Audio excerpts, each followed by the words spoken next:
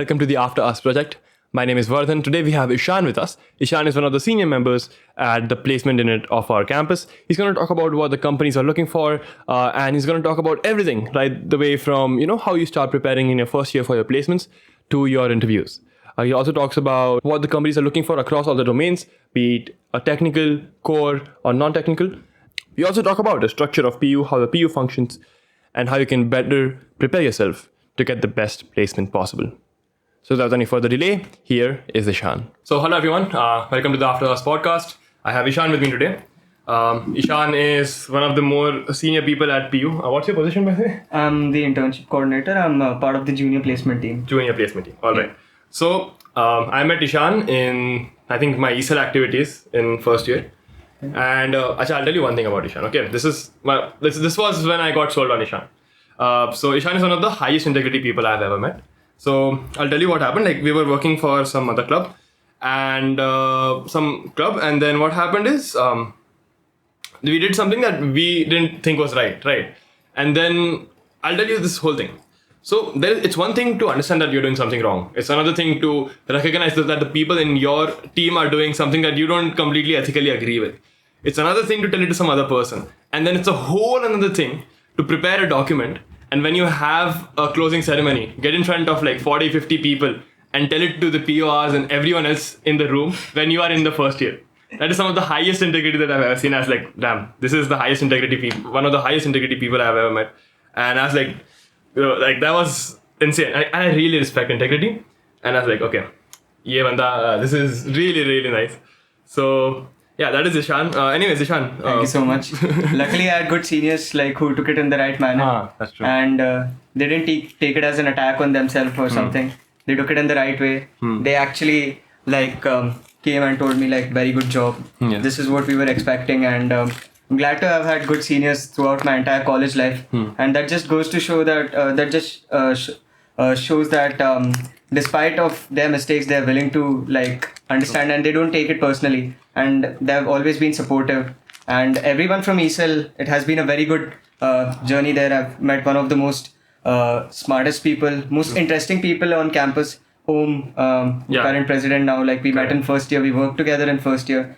And now he's the POR of ESL. Yeah. It's quite a different turn. It's nice to see your own batchmates getting in positions where you are getting to take decisions. Been a very good experience. ESL mein to. Yeah, ESL has, I think ESL was a good, I think I met a lot of interesting people in ESL. Yeah, absolutely. Jo log aate the, they were all very interested in doing something out of the box and all. So yeah, anyways, I've called you today to talk about placement unit, how it works, what are the placements like, how do people go about it, what we can do to better our placements. Absolutely. And do all of that. So but I just want to start with your college life initially. Okay. How you began first year, second year. How did you go about it?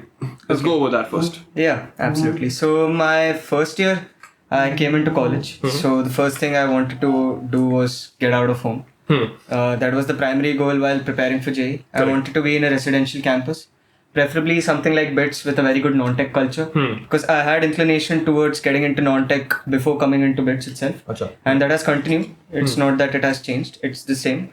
And BITS has a very good non-tech culture, especially in terms of consulting, product management, and ESL, for example. That's also some in terms of operations, pitching, etc. BITS offers you a lot of responsibility and a lot of exposure, and a lot of people have already done that, been there.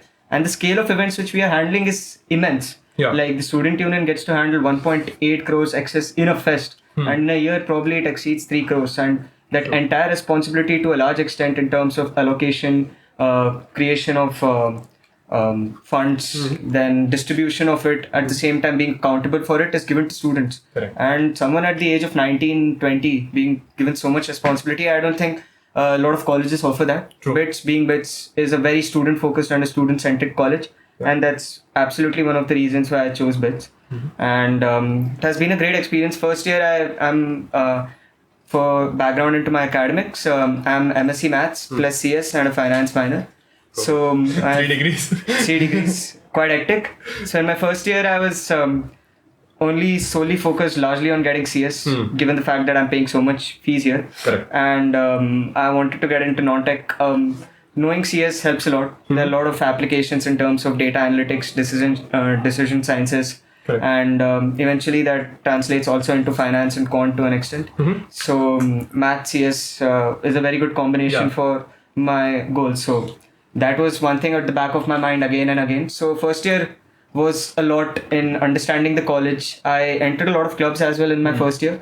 So I joined Dopey, Department of Photography. One of the best people I've met. Yeah. Very good experience. Learned a lot. Made best memories. Still a part of it. Still go for my meetings, even though like in third year a lot of people branch out. Like once POs come, they're the only ones active. But I'm so attached to the department. I still keep going to the meets. Still have a lot of friends. 22 batch as a whole in Dopey's very connected with each other.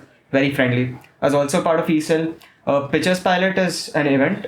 So for those people who are watching outside of BITS, Pitchers Pilot is an event in Launchpad, which is basically a simulation of Shark Tank. But again, it's with actual investors, actual startups, and it's happening in an offline setting. So I was involved with getting in touch with startups. I was also involved in handling the venture capitalists. I was also a small part of it in my second year.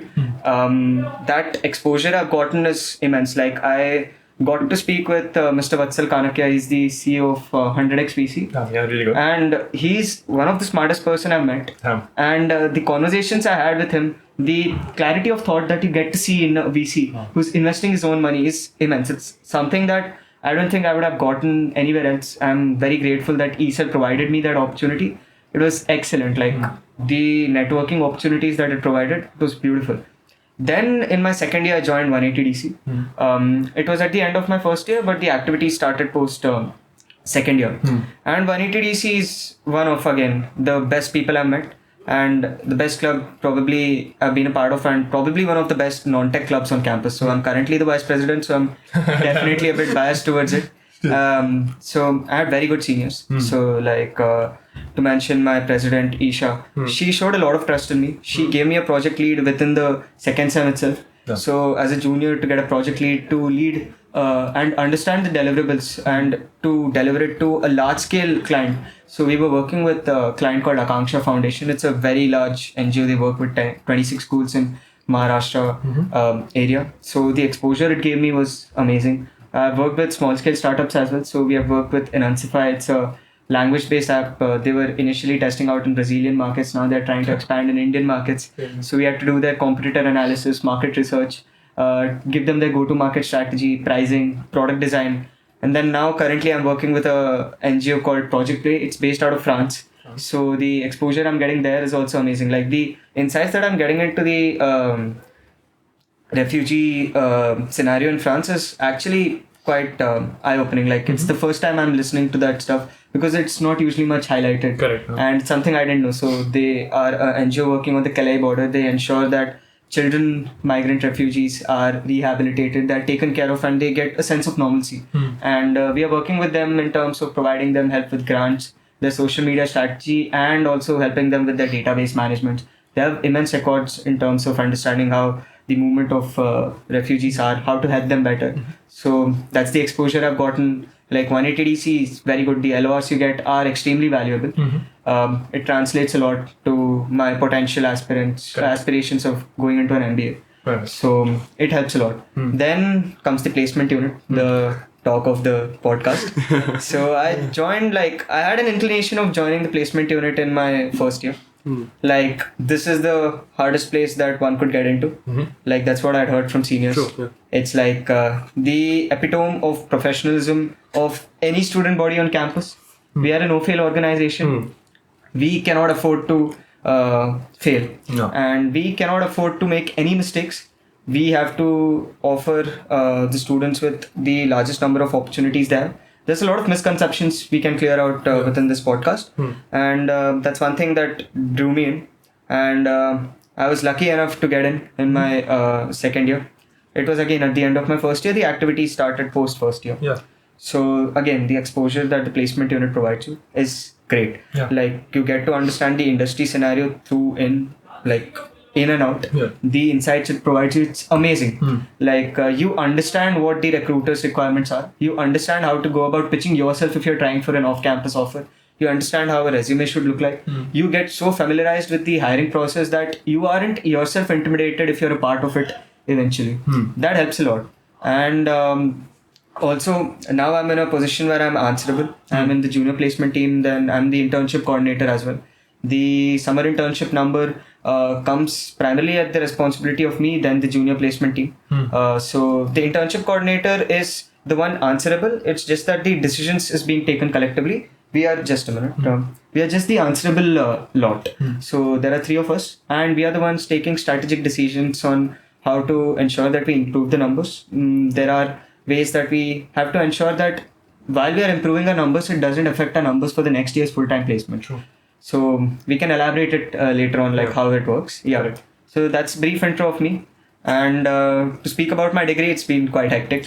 Being a maths major is not easy. But it's probably one of the most useful degrees you'll get out of campus. Sure. A lot of people don't realize the importance of maths, but it's a very good degree. Like, it helps a lot. You can see its applications. Yeah. It's tough, but it helps. Like finance minor also, like I can see the translation in it, and finance minor is absolutely wonderful. I've done 2 courses, which is FOFA and DRM. FOFA, for those who don't know, is fundamentals of finance and accounting.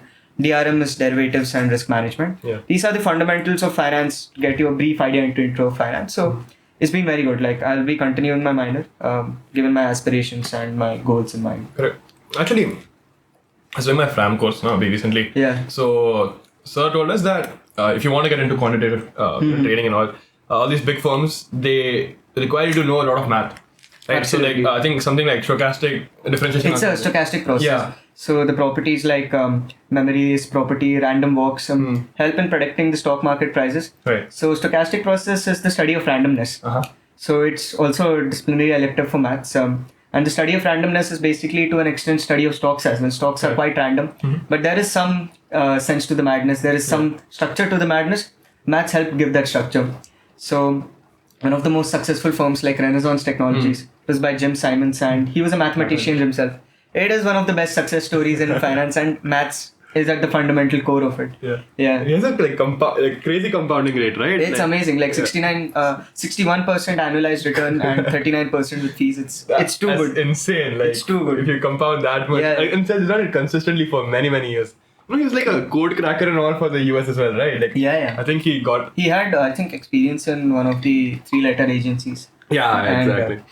Then he came out of it. Yeah. He's too good. Like, it's one of the best success stories in finance I've heard. I mean, if you're good at like some hardcore science subject like maths or like some STEM stuff. If you're good at maths, then competitive finance is the way to go. I'm not good at maths. For context, I'm not good at it. Not the best person to get in. But yeah, okay, so that was first year, second year, mostly club work. Did you do anything else? Like any fun part of things or like trips? Fun part, like I did, but I'm not the very party kind of person. I'm thoda like boring kind of guy. No, that's not. For context. So in terms of fun, like I always had my friends in the wing. Yeah. Then for those who know, VK 120 was my room, and Tanishq and I my roommate, and then Ayush, also my friend from the placement unit. The 3 of us have hanged out a lot in the placement in my room. Sorry, VK 120, and the memories we had, it's insane. Like it has become an infamous stories amongst us. The talks we have had, it's been amazing. Then also I used to hang out with my wing a lot, placement unit a lot. Yeah. I made a lot of friends. Then again, 180 DC is probably the most wholesome group of people I know. They are literally like one of the people I'm the most comfortable with. So these were my like social aspects. So like had a lot of fun, but I'm not the kind of guy who will go drinking very often. Like probably once a sem or something like that. That's usually my frequency. Yeah. So okay. A lot of friends, a lot of work. Yeah. Anyways, I think we can slowly start getting into PU. Yeah, absolutely. Like, what exactly is PU? What is the main goal? What are you trying to accomplish? Okay. Let's go on that. So, placement unit is somewhat an Indian phenomenon. If you look at something like the Europe or the US, they do not have placement units in colleges. The colleges usually do not offer placement supports unless and until you are doing an MBA. So colleges like HEC, even the M7 business schools, they offer placement support. That's largely because you're doing an MBA, and MBA is a glorified placement process, and the companies pay them to premiumize their HR prospects. Like they offer a good candidate, and the company's search for a good candidate reduces by the virtue of them going to a particular Correct. B school. So that's the only inputs that colleges give in the US. Otherwise, your hiring is done through job fairs, through online portals, and through referrals. Now, one good thing about India is it's largely placement driven. Like, one unfortunate aspect of this is that a college worth is judged by the virtue of its placements, not by the virtue of its research. True. And research is fundamental to the growth of the college. Like, if you're good at research, like for example, if you're good at maths, a lot of people do not understand the aspects. If you write a research paper or something, especially in the field of maths, you get opportunities from quantitative finance firms. Like, there have been cases where JPMC has approached students when they have written papers on data science. Like, to understand that aspect is quite missing. The research oriented aspect is missing, but that is fair enough. Like, we come from a country where not many people can afford 2 days of meal. So getting a job is the primary thing. It's in the most of the mind. So the demographics, we are in a different mindset. So colleges primarily cater for placements. Correct. So we as the placement units are the aid to that. So our primary functions is divided into 4 parts. So it's called pitching, operations, and training. And then there is also strategy. So if you look at pitching, so pitching is the bread and butter of the placement unit. We have to reach out to new recruiters. Past recruiters usually come and reach out to us themselves, and they keep coming. Second is the operations. So once a company is confirmed, you ensure that you give them a date to host. You give them the complete set of students list, who all is participating. You negotiate in the branches that are eligible for the application of that particular company. You negotiate for the CGPA. And then once the complete operations happen, you handle the process. You handle that the interviews are going smoothly. You ensure that the students are on time for the pre-placement talks. You ensure that the students are attending the interview on time. And then once the offer is given, you roll out the mails to the students. You update it on our portal. It's called Superset. So those who are involved in the placement process, a lot of colleges use a portal called Superset. It's a basically enterprise resource management for placement. So it's a powerful tool. So you update on that. So that's the operations aspect of it. Then there's training. Training is very important because so companies, when they come to hire, they do not have set numbers in mind particularly. Especially a lot of companies are doing pan-India process. So their hiring numbers is largely dependent on the overall performance of the college. Now, when training becomes important is that if you ensure a better quality of candidate is being offered to the company and the number of such candidates increases, the number of hires also increases. That just reduces our job as well, in the sense that we have to pitch to less companies since more people are placed. Second, it increases the average CTC of the college in the terms that we are ensuring that people are getting placed in better companies, because pan-India processes are carried out by companies which have the scale to carry out a pan-India process. So they offer more high packages in general. So training involves a lot of aspects. There are multifold of structures in terms of understanding the requirements for core, IT, non-tech. Non-tech, there are several roles, finance to an extent. So we have to interfere in that. So we are also coming up with the placement awareness committee for the first and second year rights to ensure that there is understanding of how the placement scenario is. So we'll speak about that also later. That's something that we have been actively working on. We are also working on a Notion page called Project Delphi, where we have given like A to Z information in terms of getting into any field, upskilling yourself. So we are working on that. We'll be releasing it soon within this month itself. So that's what we are working on. And then we have the strategy. Strategy is something that a lot of people outside of the placement unit did not necessarily understand. So when I say that it is important for us to keep the recruiters' numbers in mind. So what happens is that we have the practice school system, we have the placement system, then we have the summer internship. So student technically gets 3 opportunities to get a job, right? So for those who don't know, again, for people outside of this bits, practice school is a compulsory 6-month internship you have to do at your 4th year as a part of your as a part of your course, right? So for dualites, it's 2 practice schools in the final year, 1 for each degree. So it is also compulsory to do, and there is a high chance of getting a PPO from there. So what happens is you can either have a practice school PPO, you can either have a offer from the placement cycle, which is either semester 1 or semester 2 placement cycle, because again, for those who are outside of BITS, you can either sit for semester 1 placements or semester 2 placements. Semester 1 placements is largely IT and core, whereas semester 2 placements is non-tech and Achha. It's catering to like product management, non-tech, and again IT is also there. IT is something that large number of hires are there, and it's divided into two sems. Right. So what we primarily have to think about largely is, now suppose if somebody accepts an offer and they reject the offer. So what happens is, suppose 10 people accept the offer and they get an offer from the practice school as well, and they reject the offers. So 5 people end up joining the company. Correct. So what happens is, hiring processes are 1 year in advance. Now the issue comes is that the company had expected 10 people from BP BITS Pilani Hyderabad campus to join, and 5 end up joining. So that creates a bad impression to the recruiters. Correct. They're like, oh, we won't come to your campus next year, and that has happened by the virtue of people rejecting offers. So that is called job loss. So that's one thing that the strategy aspect of placement unit works on, to ensure that the further batches are not hindered by the virtue of decisions of the current batch sitting for the placements. Yeah. So for a lot of people outside of the placement unit, it might seem that, oh, this is not fair. But we understand the perspective you're coming from, but we try to give the opportunity at a large extent to very large number of people in a very flexible manner. If you look at the placement policies of IITs and NITs, we are way more flexible than what IITs and NITs are. We are also to an extent flexible than the other two campuses to an extent. Otherwise, we have like similar placement policies within the 3 campuses. Yeah. It's centralized practice school, but decentralized placements amongst the 3 campuses. So that's the 4 operations of the placement, 4 major tasks of the placement unit in hand. Okay, so seems like a lot of pressure on you guys to deliver the placements, like Quite a lot, because again, we are a no-fail organization. Yeah. So like if any mistake is made, then we are largely thinking from an aspect, is this an excuse that somebody unplaced at the end of the semester will be willing to accept? If this is not the answer that he'll be willing to accept, then it's a mistake that is not supposed to happen. Correct. So we are quite firm on that we do not allow mistakes to happen, and we are and it is easy for us to motivate juniors to work because we are working for something beyond ourselves. Yeah, that's true. Just like the armed forces have the advantage to motivate the soldiers because they're working for something bigger than themselves. So to an extent, we have that advantage, unlike other clubs. Yeah. So we have a goal that we are working for that is not selfish. Correct. So it is definitely a very thankless job.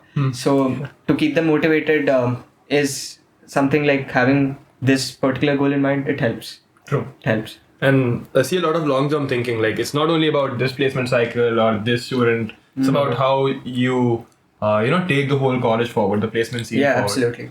It's not just about the college; it's about the campus culture as well. So during COVID, a lot of campus culture had taken a hit in terms of participations, in terms of the overall involvement and engagement of students with each other in the first place. So that is what we are working on. What steps can we do to improve the campus culture in terms of more active participation? Correct. Not that it's bad now; it's very good now as well. It's just that if we can improve it, then there's no harm in improving it. Correct. Yeah, it can always get better. Yeah, absolutely. And then one thing that I did not know before was how research affects placements. Like, that's something you mentioned.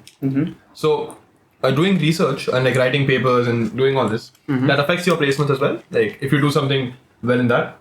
From an individual perspective or from a college perspective? See, college perspective, I understand. It will help definitely because the college ranking goes up. But you're saying individually as well. Like, let's say you write a paper around data science. You say it helps you. Absolutely. So the first thing is that a lot of students end up having the projects of their compulsory disciplinary courses. Yeah, correct. That you have to do as a part of a graduation requirement on the resume. So what happens is, when multiple people have the same project on the resume, when you have a research paper or a publication, it's something that the recruiters remember. Correct. And when they're going to multiple colleges and they're interviewing multiple students, now the only advantage you can gain in terms of remembrance is something different. Correct. Now how do you stand out? Because for you, you're just a piece of paper and you're just a candidate that is one out of many within the college and one out of many colleges. True. So to help stand out, it definitely helps. It helps to have a research paper, and your understanding in the overall subject matter is also better. But does it necessarily translate to what the industry requirements? Maybe or may not be. If you're working on something like image recognition and you write a paper on that, but you eventually end up working in software development, it does not necessarily translate to your work. Correct. But it helps. It helps. Now, having a very good research paper also helps in non-tech jobs. So companies like consulting companies, especially McKinsey, Bain or BCG, they look into spikes. So the spikes can be Can you explain spikes real quick? Yeah. So spikes is something that stand out in your resume that is not something easily attainable. So like a very good PR, something like the student union or placement unit. Got it. Or then we probably might have an international competitions, be it arts or sports. So if you're an international Kathak dancer, or if you're an international cricket player, or even a national player, that helps. That is something that is important. Correct. So spikes, even a research paper in a very good publication or a journal, depending on which your field is, the conference or a journal takes more importance. So that helps. Definitely has very good importance in your remembrance for a non-tech profile. Like consulting is a non-tech profile. Correct. So that definitely helps. So these are spikes. Now the spikes help along with an overall holistic profile of what you have done and your communication skills. So again, it's about standing out. It's about doing something different. It definitely helps to have a research paper on your resume. Got it. And like, I think one other thing I heard that I think a lot of people, take for granted is like, you're on the same side as the students. Yeah. Like you guys, everyone has aligned absolutely. goals. Like, I think sometimes it becomes, this is happening, that is happening. But like, at the end of the day, students want placements and the placement units, it's in your interest that we get the best absolutely. placement. I also understand the student's perspective when you're paying so much. Yeah. And you're studying for placements. There's obviously some expectations you have from the placement cycle in general. Correct. And we are one of the most transparent placement units. Like we do keep a lot of in public view. Correct. Like we are very accessible as the placement unit as well. There's a level of professionalism we have to maintain in terms of speaking with students. True. And a level of secrecy we have to follow. Now, secrecy in the sense is that there should be information asymmetry between campuses and between colleges. Now, the reason why that is that there's a lot of possibility of poaching. Suppose there's a company that has contacted us and we have confirmed that company, and it is supposed to be hosted sometime later. But we let the students know, oh, this company is coming. There's always a possibility that a different college might approach it and give them a better slot, probably settle for a lesser pay, and the company might end up going to that college. Not that because company are thinking from a numbers perspective and they want to finish it quick. Correct. So that's the level of secrecy we have to follow in terms of ensuring that students have the opportunity to sit for the companies in the first place. And we are also largely thinking of understanding of how to improve the numbers, how to host companies that students will be willing to sit in and give them more opportunities. There are a lot of placement rules in place that allow the students to sit for multiple companies as well. Now, the advantage of sitting for placements and PS is something that most IITs do not have. They don't. So, literally no IIT has, no other college has, because the practice school offers you one PPO, and most of the times, PPO conversion is good, it's 60-70% for a lot of 60-70%? Yeah, That's and if you're a insane. dualite, it increases.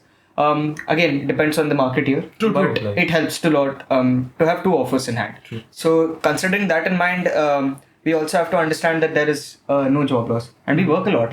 The average guy in PU works around 20-25 hours a week. 20-25 hours a week after college work. After college after work. all the things that you have to do. Yeah, absolutely. That's insane. And it's a very thankless job. Yeah. We do it because we like the job and we like the people we are working with. Correct. So that's the end of it. We work primarily because we like the job, and we are not against the students. We are working, especially the placement awareness committee. The initiatives like that are meant to ensure that the students are better prepared for placement by the time they come. So that initiatives will be even more further accelerated in the coming semester. Correct. Because ensuring that the students are prepared from the first year onwards matters a lot. Because their overall understanding of placements, their decision making helps, and in fact we want to improve visibility of our campus to the recruiters as well through, as we had spoken, case competitions, hackathons, then again international competitions is what we are trying to aim at getting right now. That's amazing. I mean, I see you guys outside PU all the time, calling, and I see recruiters coming in formals and all. Yeah, it's quite fun. It's fun. Yeah. Okay, I just want to quickly go over the structure of PU once. I think a lot of people don't know how it's structured. Okay. And even I am not exactly sure what the structure is like. Can you just quickly do a structure? Yeah. So we have the chief placement officer.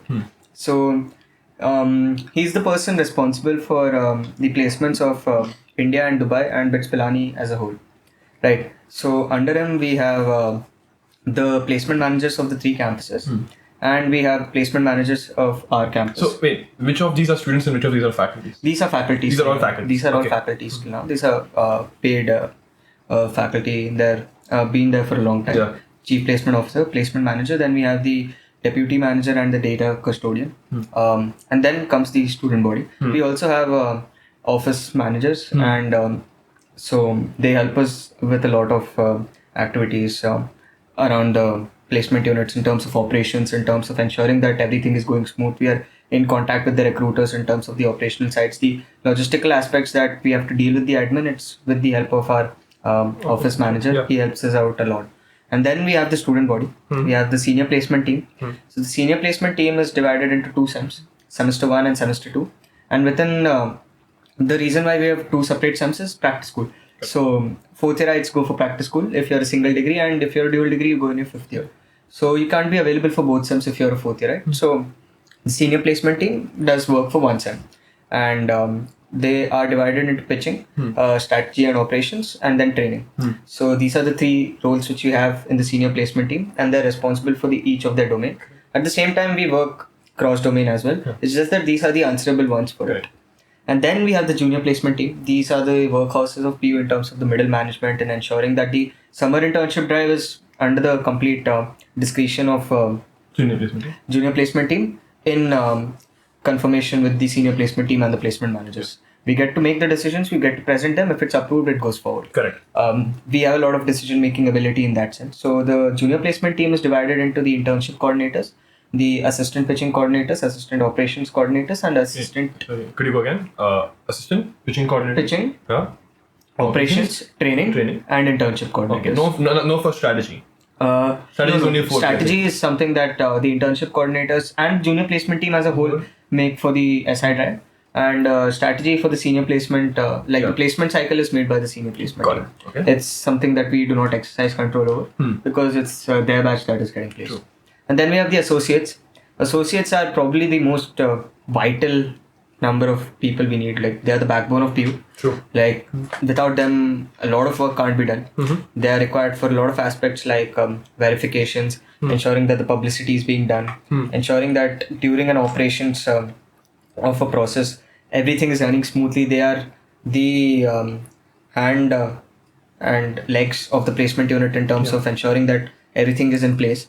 They help us. They help us out with a lot of tasks. Like, they do a lot of grunt work, and the decision making ability which is given to them is quite less, unfortunately. But we allow them to put forward their opinions because we cannot form a single decision on our own. And in terms of placement awareness committee, there's a lot of discretionary powers given to them as well in terms of coming up with ideas, coming up with the events which can be done because it's catered towards 2nd and 1st yearites. So 4th yearites is the senior placement team. There are 9 of them. Then there are 17 of the junior placement team in 3rd year, and there are 24 associates in the 2nd year. So that's the general structure of the placement unit, and each serves their own function, and it's vital. Like, one can't operate without the other. No, it doesn't seem like it. Like, how was the associate year for you? Associate year was fun.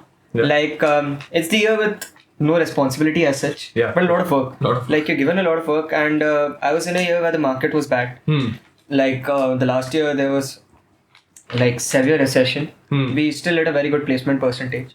By the end of it, it took a lot of work because the toll takes in when you're still having unplaced students at the end of the semester, at the end of the placement year. That number gradually reduced by a lot because we started hosting companies. We started hosting companies from wide variety of domains. Then we ensured that the students are placed. We still had offers being made in excess of 20 lakhs at the end of the placement cycle also because companies were willing to hire at that point. Even in the recession? Yeah, even in the recession. And we had a very good average as well. Like, from a placement cycle perspective, we had a good average, had a good percentage.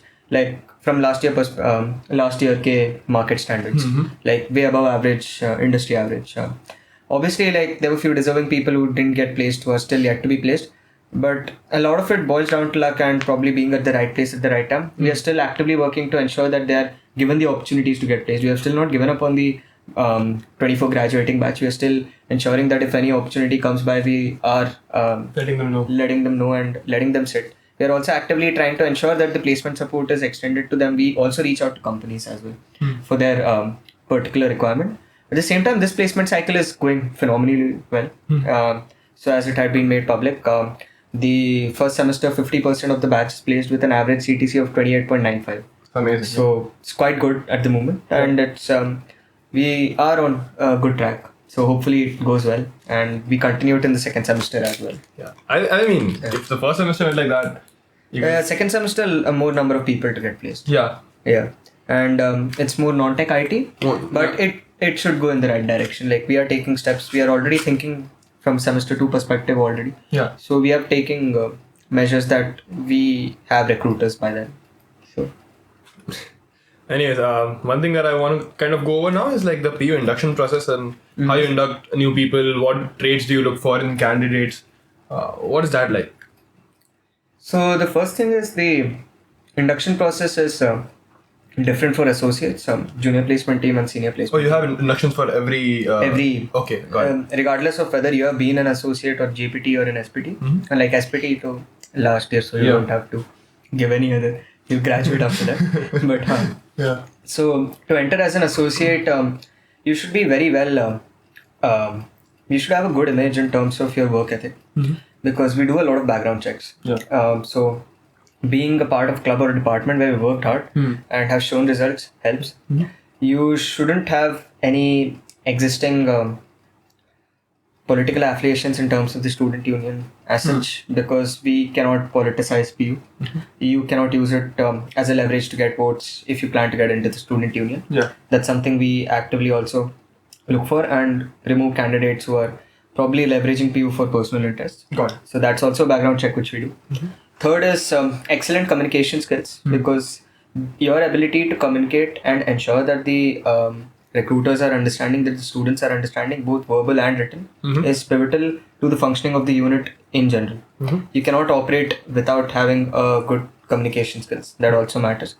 Negotiation skills, and then the overall knowledge. So in the induction tasks, we give the placement brochure. We also give a few placement stats. And we ensure that they know. Like, when I was applying for the placement unit as an associate, I remembered the CTC of every company. To a large extent, I could name the number of selects as well. Really? So that is the level of preparation that most of us did when we were entering. So during my tenure, 376 had applied, 25 got in. So that's a very high attrition rate. It's around 6% is the selection rate. So it's a tough process, and there are multiple rounds of interviews. And if you're perform well in the interview but it's not up to the mark, we send you to a face-off. So those who do well in the interview, they're directly recommended for becoming an associate. So before interview, there are multiple tasks. So first is doing a grunt work task. There are a few grunt work tasks which are also essential for us, because we'll be crowd sourcing the work so that we can use those databases later on. So there are 3-4 grunt work tasks. Then there is the interviews which we take, and if you're before that, there's group discussion as well. Now, group discussion is something which is a hit or miss. This is something which is probably a loophole in the placement unit inductions, is that some good people might get out while yappers might get in. So again, the background checks help. They help a lot. And if some people we are not sure whether they might perform well, we give them another GD as well. So some people we are sure we want to eliminate, and some people we sure they are good, we'll move them forward. Some people in the middle, we give them another chance. And then they proceed to the interview round. Interview round, if you do well, you directly get into the placement unit. And if you don't do well, then you're rejected. If you're in the middle, then you get into a face-off where two people face off each other. Doesn't mean that those two are, one is getting in or both are getting out. It's just that depending on the overall performance, either both can get in, both can get out, or one can get in, one can get out. Just trying to get one more judge on. One more judge on them. That's what we do, and it's a good judge of characters in terms of how you're diplomatically speaking to a person you're pitted against. Correct. That helps a lot. And then the final list is made, and again a background check is done on everyone in terms of whether they work well. Their ex-PORs are contacted, their current PORs are contacted, their overall work ethic is seen. And some people who have not been a part of any clubs, we are willing to take a bet on. Because they usually end up doing well. And this year also they have worked well. Like, we took a bet on 2 people, they have worked well. Those who have not been part of any clubs or departments, but it's needed. So that's always there.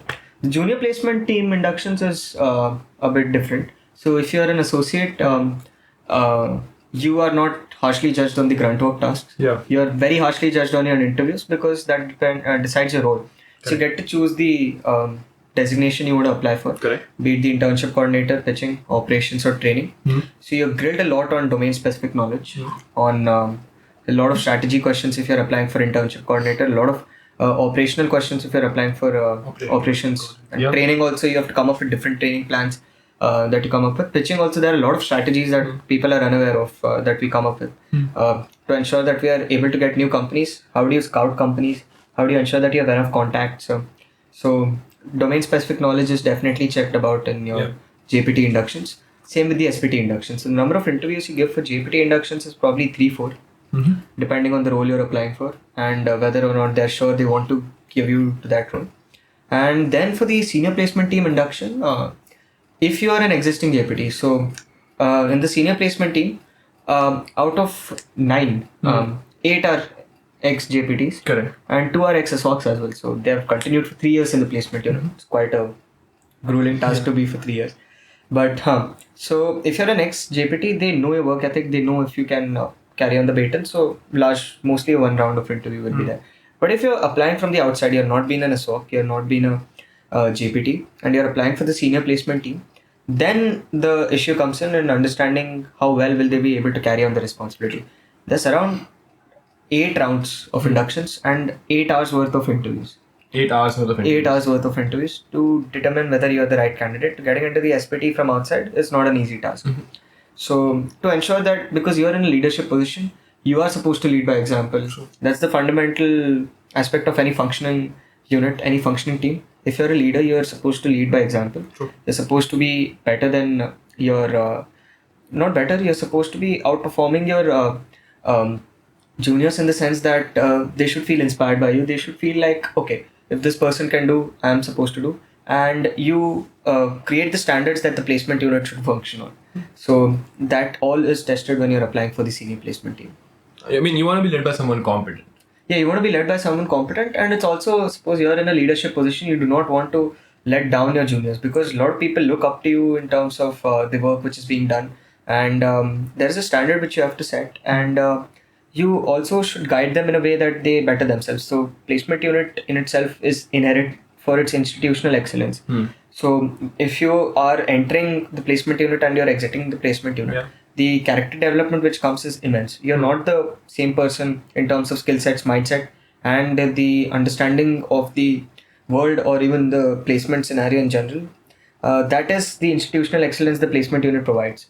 And to uphold that standard, you need to be good. And especially in a leadership position, you are taking decisions that are influencing a lot of aspects of someone else's life. It is something you have to be empathetic of. Like the short-term livelihood of a lot of people are affected by any decision you make. So that is something that someone needs to understand if you're applying for the placement unit.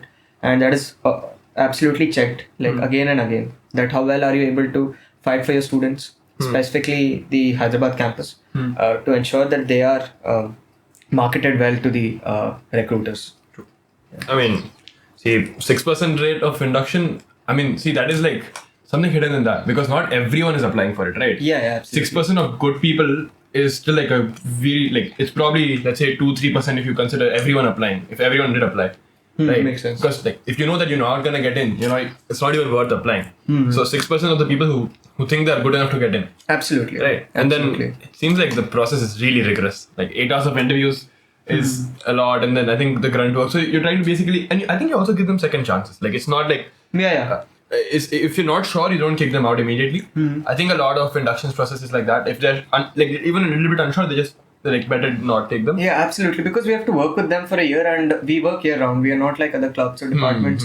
True. Like 180DC, we work year round again. Yeah. Like, but there are a few clubs which are centered towards Atmos, Purple or Arena. For those who don't know, these are the technical, cultural and sports fest of BPHC. Yeah. So departments primarily work for the fest. Placement unit works year round. Yeah. There is deliverables year round. And we have to work at the same motivation, same enthusiasm year round. So we do not want to go wrong in who we take in. Sometimes we do, but again, it's not an issue. There are enough people to cover up the probably shortcomings of some, but it's not an issue. Like most people I would say most people, almost everyone's up to the mark in terms of who we take. I mean, you also must train them, right? And Yeah, absolutely. So we not only train them on the aspects of the placement unit, we train them in the aspects of how they can make themselves better. Because you, as the representative of the placement unit, your words have a lot more weight than any of the members of the general body. So you cannot be the one spreading misinformation. Anything you say is absolute and is taken with more regard than anyone else outside the placement unit. Whether you're a second yearite, whether you're a fourth yearite. Now, fourth yearite a second yearite words hold more weightage than a non-PU fourth yearite because of the information asymmetry they have. So we ensure that they're trained enough to give the right information. We ensure that they understand every aspect of recruitment. They understand the different companies. They understand what each role requires also. So there might be a lot of different opinions on what to prepare for which role. Placement unit knows like very well because we speak to the recruiters one-on-one multiple times. So something like design patterns was something which was noticed that was a gap between the requirement of industry and what is being taught in our curriculum in by the placement unit in the CS roles. Yeah. So that's something we also conveyed, and now design patterns is a very well-established part of our course curriculum, like in the object-oriented programming. Got it. So those are the inputs that we are able to provide the curriculum as well, and it makes a lot of change. Yeah. And we have good information on what to prepare, what not to prepare.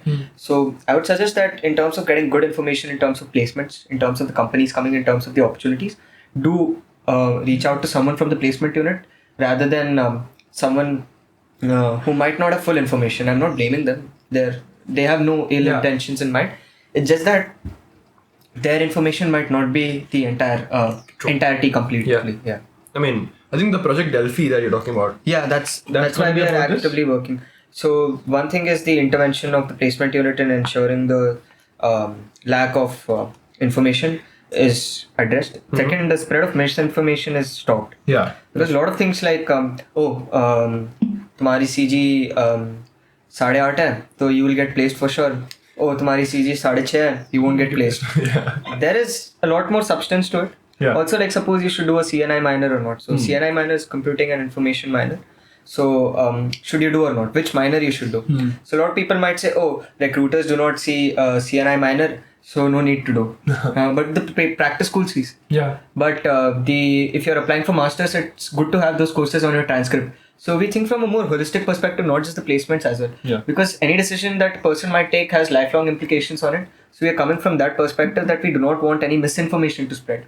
So that's also what we are actively tackling at the placement unit. That seems like a very mature thing for a 20-year-old person. It's something that we actively work on because we do not want anyone to be at a position where they're at lack of opportunities just by the virtue of not having the access to information. True. So we want to decentralize that information to a lot of students, and we are actively working on that. The Delphi thing, like the project, like what is it about? Like exactly, like what are you making in that? Like so you're making a Notion page, okay? What is so it? Pilani has it's called Aspire, and we are trying to make it in the sense of suppose you're a first year, right? And you want to enter into the field of electronics. So we have 2 separate modules. So you are a first yearite who wants to understand electronics. You're a second yearite who wants to prepare for placement. So the requirements are different. True. And the reason why we are also doing is that you get a list of projects that you can put in the resume that is different from your course curriculum, so that you have some uniqueness in your resume. So that's something which we are working on. Then it covers different aspects. So there's IT, there's ET. There is also non-tech consulting, finance, data analytics. There's also off-campus opportunities, how to make a good LinkedIn profile, how to apply for off-campus opportunities, how to keep an eye on them, what are case competitions, what are other off-campus opportunities you might have. So it is a list of compiled resources and information. We have the chronicles so that you get an idea. So again, chronicles, for those who aren't aware, it's suppose a student gets placed, we ask them to write the complete entire experience of their interview. So we ask them the round 1 questions, round 2 questions, the interview questions, and the HR round, so that the students sitting for the next batch of placements have an idea of what companies look for specifically. So there's a compilation of that. That's also a part of training. Making the chronicles is a very hard task because you have to coordinate multiple companies' information and present it in a way that's readable. So we make a brochure kind of a thing, and give it to students. Second, an advantage of coming to a good college, right? Yeah, You have absolutely. seniors who have done well in companies. They're giving you information. Absolutely. Then again, the Placement Awareness Committee is actively working on hosting sessions with alumni. And then we'll be soon starting out with hosting a lot of competitions intra-college so that the students get exposure to difficult scenarios in a small way. And we'll be planning to have mock online assessments, mock hackathons, so that students get an idea of how the placement process eventually works in the second year and the first year itself if you're interested. So that's what we are actively working on from a awareness and training perspective. Why the name Delphi? What is the significance of that? There isn't any specific significance, so it was coined by one of our seniors. I just came up with that. Yeah. And that's a history I need to check on. Like, I'll go ask him why the name Delphi. It's an interesting question. So our logo is a delta and a phi in between. So it's like the Illuminati logo. It kind of looks like that. Yeah. It's kind of creatively made by one of my batchmates itself. So his name is Anshuman. Yeah. Got it. So yeah, okay. Just one quick thing. I think you talked about it a little bit, but like I just wanted to explicitly talk about it as well.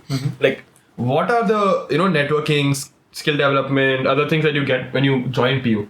Like someone who's, let's say, in first year considering joining the PU. I know everyone knows it's a very good place to join. Like, but like, okay, I think everyone knows. Fine, you develop a lot of, you talk to companies, you understand how recruitment works. Yeah. All of that. I'm sure you must also be very good at talking. I mean, you are very poised when you speak. Thank you so much. And I think everyone, like, to a certain level would be, like, to a certain degree, when you join PU, that will improve.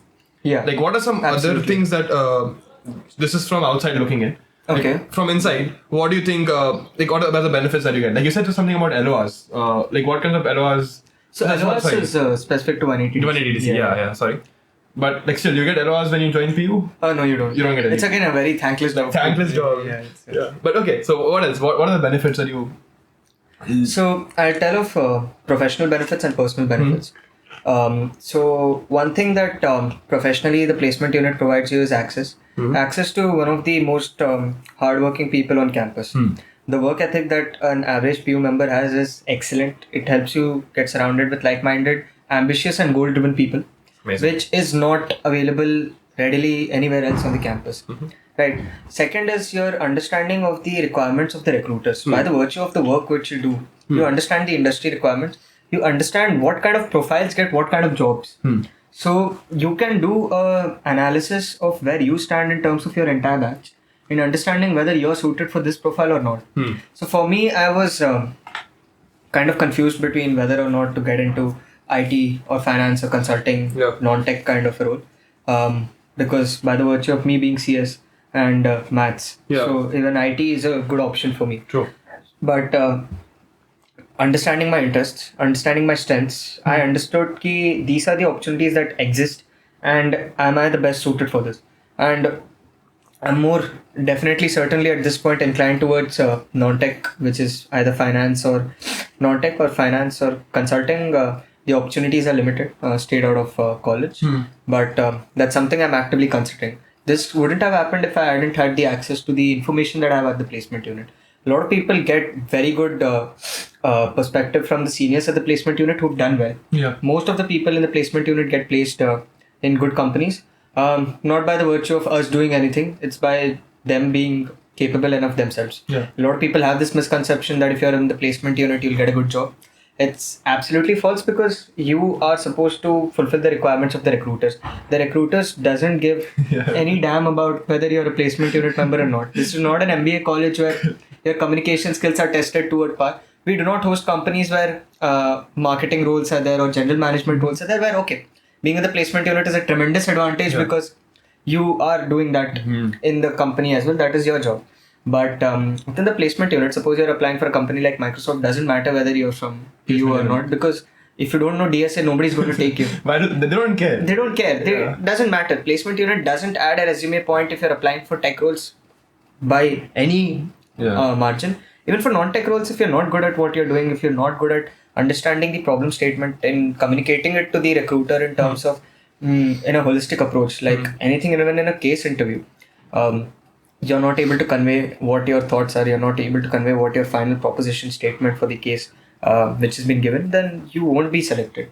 Also, in terms of your CGPA, a lot of people CGPA tank by the virtue of placement unit because of the work they do, because they're not able to manage it along with their studies. But so if you don't have a good CGPA, being in the placement unit is of no use, because your practice school is by the virtue of your CGPA. Correct. So you're putting it yourself at a disadvantage. So the misconception that joining PU will help you get a better job is false. But it helps you get clarity on thought of what you want to do. That is there. And again, professional information in terms of which I get is you make good contacts with the HRs. Very rare, not more than a company. And that company might not be the company you want to join also. But that helps because in understanding you can be free with them in understanding the industry scenario, understanding what their company requirements are. Similarly, if a company is getting hosted, I am the kind of person who tries a lot. So we had hosted Goldman Sachs and they were having dinner. I went and sat with them itself and started asking questions of what the requirements are, what is the role of engineers in a company like Goldman Sachs, what are you working on, what is the future of someone if you join now, what does the career path look like. So that is the access that you have at the placement unit. That is definitely there. And from personal perspective, you get a very good bunch of people to begin with. You get a good family, like you get a great friends, great memories. That's the biggest personal advantage you have. Apart from that, you do get a lot of good food. Like so, whenever recruiters are coming to campus, you get the food that they eat itself. So you get to miss the next food. And we do have a lot of sponsored outings in the sense like dinners. So if you have been part of process, so like 3-4 processes combined together, go for a dinner. So if you're part of 3-4 processes, you get one dinner outing, so that you're working a lot. So it's rewarded as well. And this is in a good market here. Like last year we didn't have that much because we didn't have much companies to host. So it is very subject to the market conditions. It's not that you will get, if you're not performing, you don't get. It's performance-based bonus. So that is what it is. So these are the personal benefits also you get from the placement unit. Right. I mean, that's great. I just want to go like some placement overviews. I don't know how much you can share, but like how have they evolved over the past 5 years? Like, what is the current scenario? Do you have any just like trend lines on that? Okay. Could you be more specific? So, okay. So, yeah, we know that the placements last year were very difficult. Right. So, let's say, okay, let's not say it was the 5 years. Or like your tenure or your college life. How have the placements scene changed? What do you do to counteract that? Okay. And you said even in the down year, we were doing really well. We weren't doing really well, but comparative, we were doing better than the industry average. Better than the industry average. All right. So, how does that work? Like, how have the trend lines been, and what do you do as countermeasures from the PU? Okay. It's actually a very good question. So, in a year which is good, we have recruiters approaching us. I think when I was in my first year, that probably saw the best placement cycle that the campus has seen. In terms of number of percentage of students getting placed with a very high average package. BITS Hyderabad in general did very good that year. So that is something was a very good year. So not much difficulty in terms of getting recruiters, not much difficulty in terms of converting companies. So that year, very good placements, not an issue. Next year was when I was an associate. Bad year. Rough year. Very rough year. So in a rough year, you categorize the companies in terms of we reduce the bandwidth to the level of companies which you are willing to host.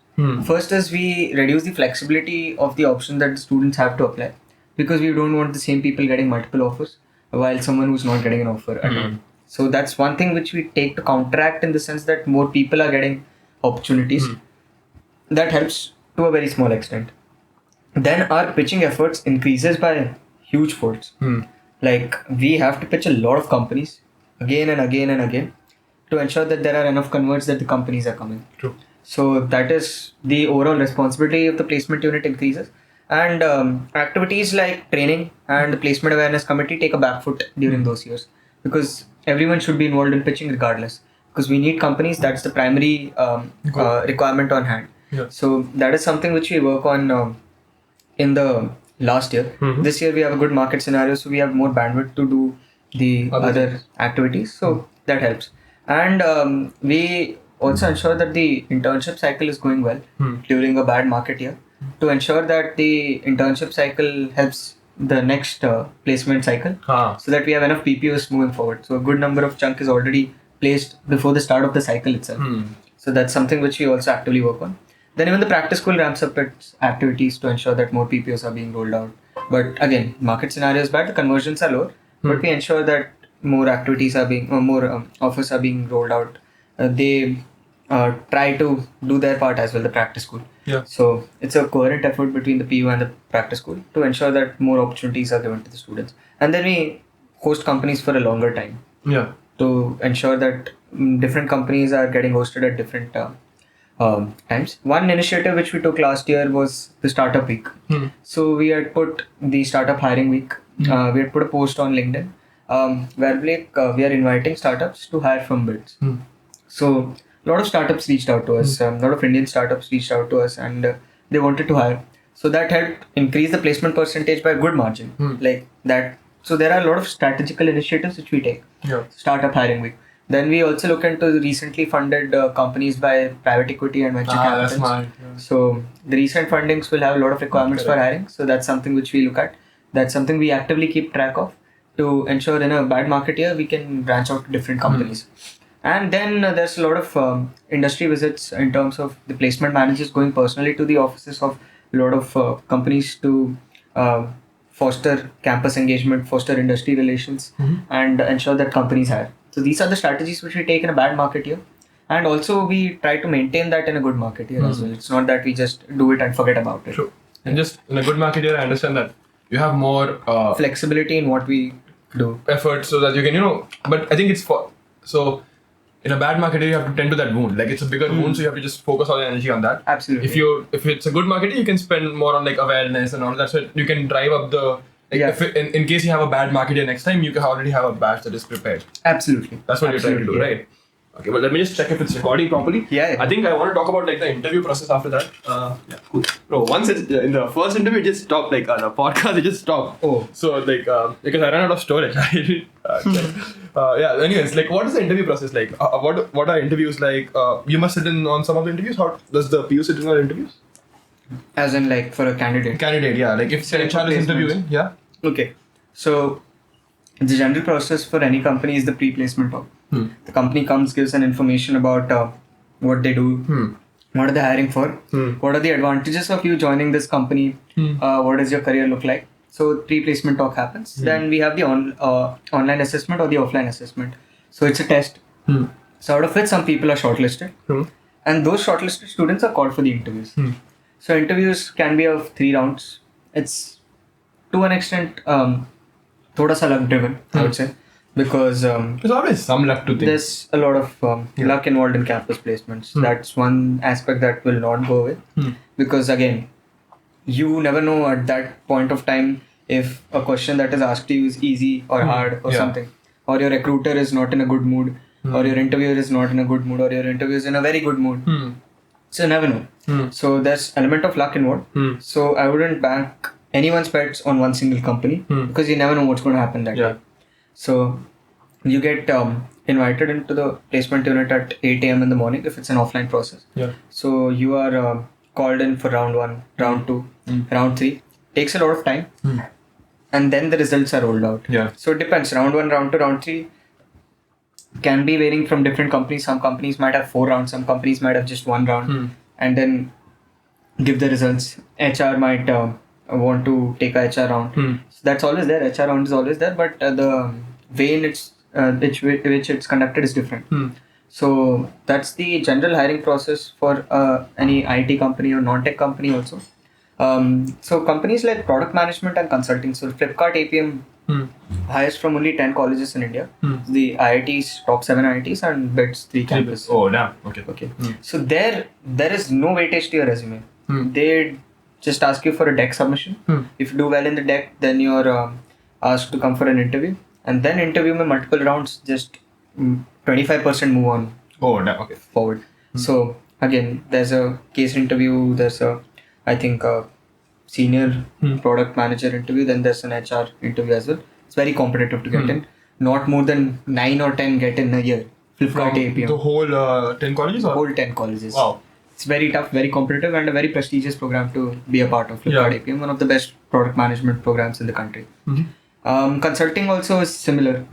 So there is a case round in some cases. So consulting companies hire in two separate this thing. So it can be either through a case competition, then again an interview similar to what Flipkart is. The other is the traditional route of resume shortlisting, where the CEO spikes.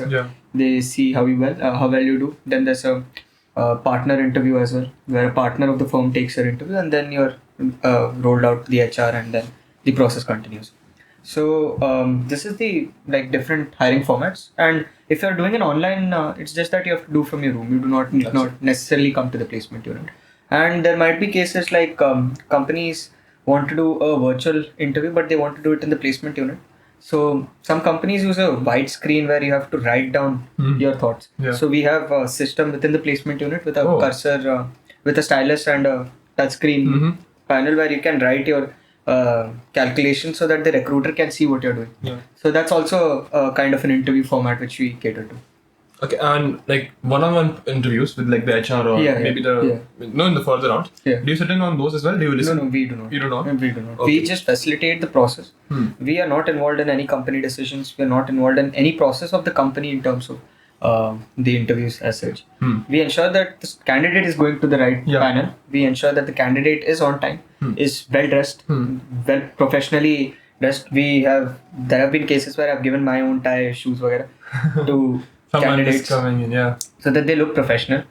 We ensure that they're well groomed. They look good in terms of professionalism, and it's maintained. So that's what we ensure. Its process is running smoothly. We do not influence any company decisions. So after they go into the room, it's all up to them. There are multiple panels running at the same time as well, and there's only one or two guys handling from the placement. Right, because you also have college work, right? Not just that. Like during the process, usually most of them end up missing their whole day of classes. Oh, okay. Because they have to be there, making sure that everything's running smoothly. True. So that's there. Yeah, and okay, so I had this question, like, so let's say you're in your second year, right? You could focus your energy on three things to ensure that you get a good placement. Right? Let's say we'll do non-tech and tech differently, because I think that they would have different things that you should focus on. So let's say 3-4 things that you should focus on, like concentrated effort. Like you wouldn't want to focus, I don't know how much you would want to focus on sports, if that is like one of the 3 things that you could. Not a bad thing to focus on. Not a bad thing to focus on. But okay, let's just say 3-4 things that you should focus on to ensure that you get a really good placement. First thing is your CG. Regardless. Whatever you plan to go, ensure that your CG is above 7.5 or 8. 7.5. Preferably above 8. 8 is required for a lot of companies. That opens the widest amount of opportunities for you. First thing is your CG regardless. If you're a dualite, above 8.5. Dualite above 8.5. Because probably want to keep your opportunities open. It's not about getting CS. It's about you being in a position where you get to choose and you're not made to choose by the virtue of your circumstances. That's the primary goal which you need to have. 8 CGPA at least. 8 first year. If you're a single degree, and if you're dualite, anything that gets you the opportunity to choose whichever branch you want. Not that CS is the best branch. It's not. Like we have electronics on a very high rise at this point, so it's not that CS is the only branch for you. Or MNC is a new branch. So MNC is mathematics and computing. That's a new branch. So be in a position where you get to choose and you're not made to choose. So that's the primary goal in the first year. Have a CGPA above 8, and getting a CGPA in the first year is the easiest. If you can get a 9, then you'll be graduating above an 8.5 most probably.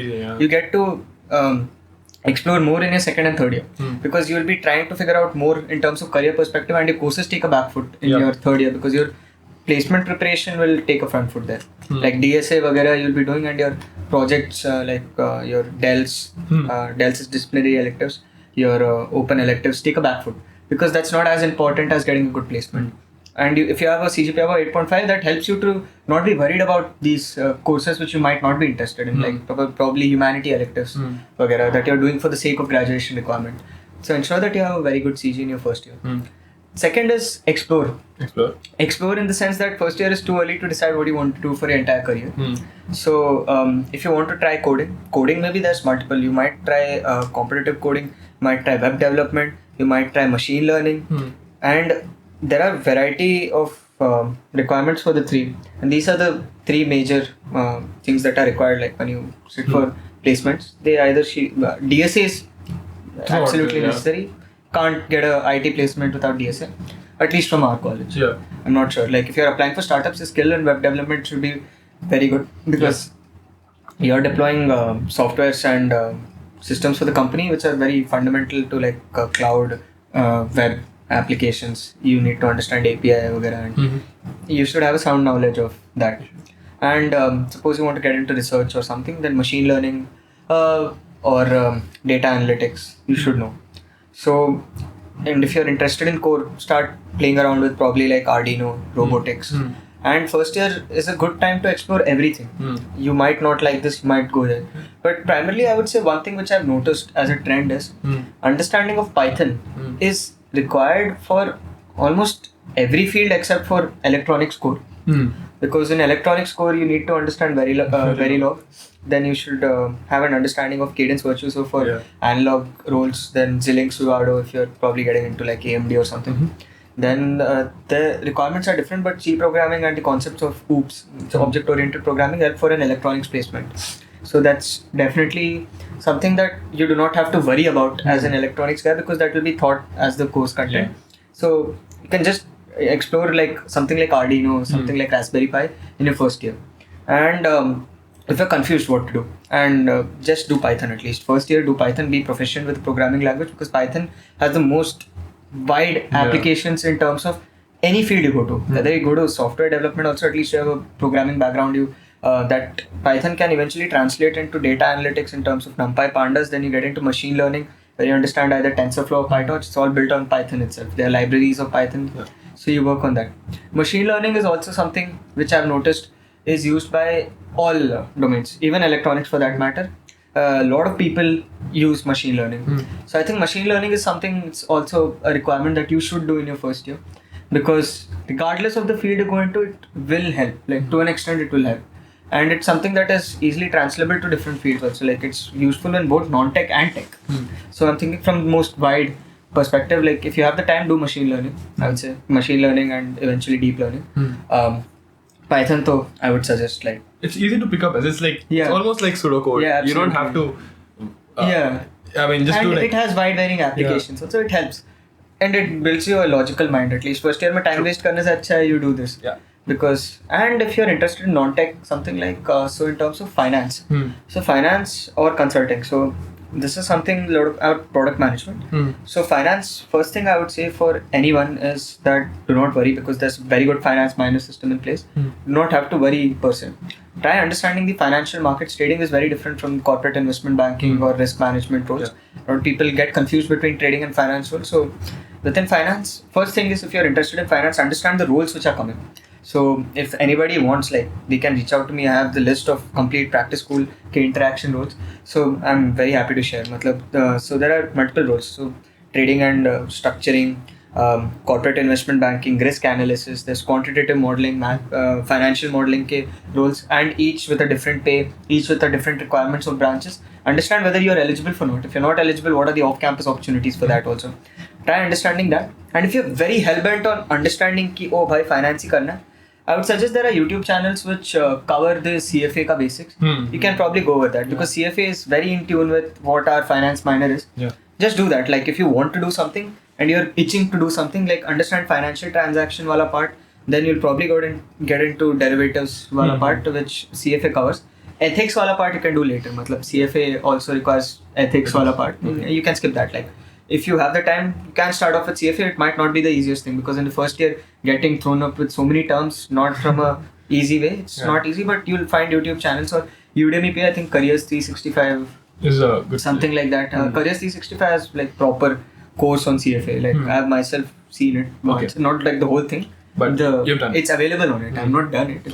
I know it's available. Then there's also a course called Introduction to Investment Banking. If you're getting interested in finance, do Excel, because anything like discounted cash flow modeling, anything that is relevant to understanding ki bhai, Excel is the backbone of any investment banking job. You'll be on Excel a lot. And if you want to get into consulting, participate in case competitions. Product management also participate in case competitions. And to get understanding of what case competitions look for, you can always find the past winners ke decks. Then you can always read case books. Please read case books if you're getting into consulting or product management, I would suggest IIM Ahmedabad ka casebook is the best probably in the world. I've read like IIM Ahmedabad, I've read Kellogg's ka casebook abroad. Kellogg's was the best that you will find, I think, abroad. But the thing is, when you're applying for a consulting job post MBA abroad, you have more work ex. So their casebook is designed from a person who's more experienced than a IIM Ahmedabad person ka fresher kind of a perspective. So consulting casebooks absolutely easy to read.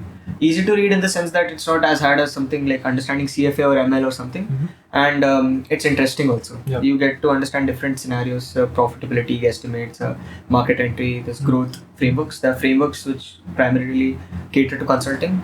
That is there. Then join clubs, meet a lot of seniors where you'll get more inputs, where you understand ki, oh, this guy is doing this, isne ye kiya. The primary advantage of bits is you'll find seniors who have done that, been that, doing that for a long time. They'll save you months of time in terms of doing it yourself. Correct. And it's the best thing that part of a residential college that gives you. Saves a lot of time. Like it helps a lot. So that's absolutely the best part about bits. Utilize that. Please speak to your seniors and speak to credible seniors. Like I'm not dissing on anyone, but please speak to credible seniors who've done it. Like do not speak about practice school to a second year senior because he himself hasn't been through any practice school. Please speak to like third or fourth yearites who have been there, who have been through it. Like please speak to them. So ensure that you are speaking to credible seniors. For academics, you go to second year, right? For placement, career related concern, you come to third and fourth yearites as a first year. So this is what I would say. Like Excel and Python, तो I would say कि like सीख लो मतलब any job you go to an extent काम आएगा ही. That is obviously there. Excel, I would say like Python over Excel. But Excel, if you're interested in finance, then you need to know Excel. Like the understanding of Excel matters a lot. Like probably macros tak if you can do. So macros, for those who don't know, it's like scripting kind of within Excel itself. It helps a lot. It's a lot of wide varying applications as well. So making dashboards, then Power BI is when it's linked with Excel, takes tabular data, वगैरह.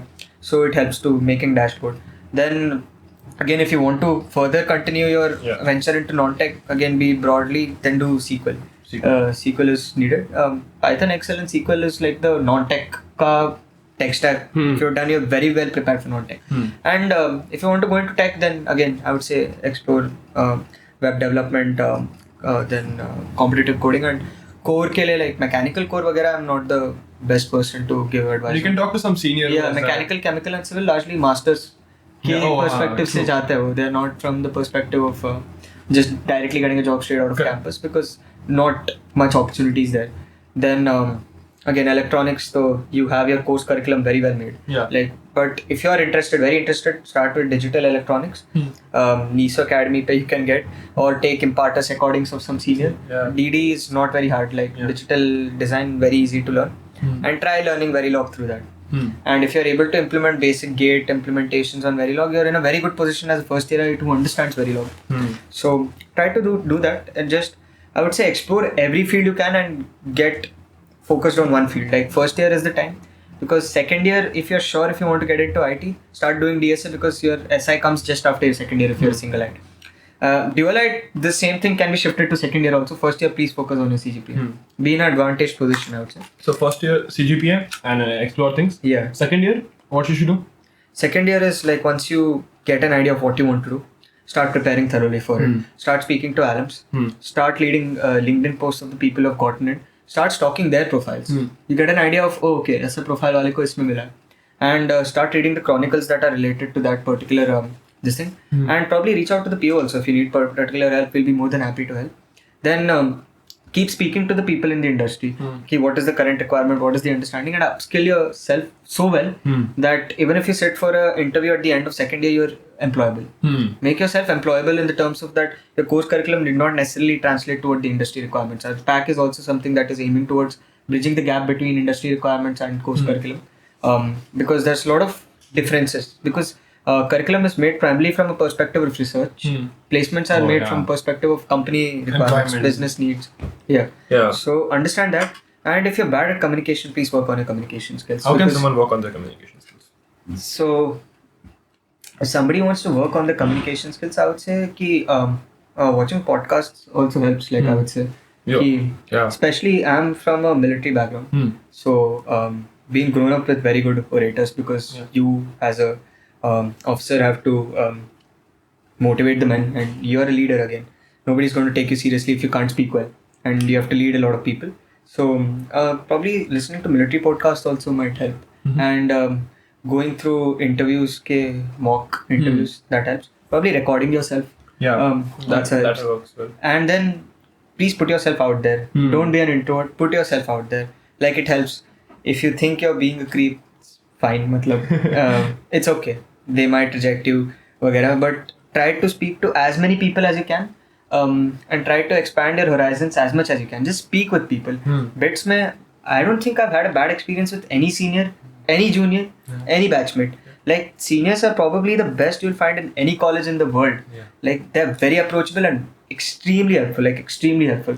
They'll speak for you with hours and help you guide very well. So explore that. Like, that is there. And communication, like putting yourself out there, is the key. Like, तुम बैठ के room में तो you can't improve your communication skills. You have to communicate with someone. Practice, yeah. Yeah. And also the HUL EPS might help, effective public speaking. There's also one more course, newly introduced humanity elective, called Soft Skills for Business Professionals. Oh, that's a good one. That's a very good course. Like, their deliverables are like, their course component is making a good LinkedIn account, making a good resume, also giving a mock interview with a HR of the industry. So it's a very well structured course. So that's something you can think of. It's by Professor Alina Khan. You can also reach out to her, by the way. So she's very sweet professor. Like, if you mail her, she's ready to speak with you in terms of helping you out with your communication skills and take mock interviews with you also. So that's something you can probably reach out. That's something that our college has to offer. Even professors are really nice. Yeah, professors are really nice. You can always reach out to them.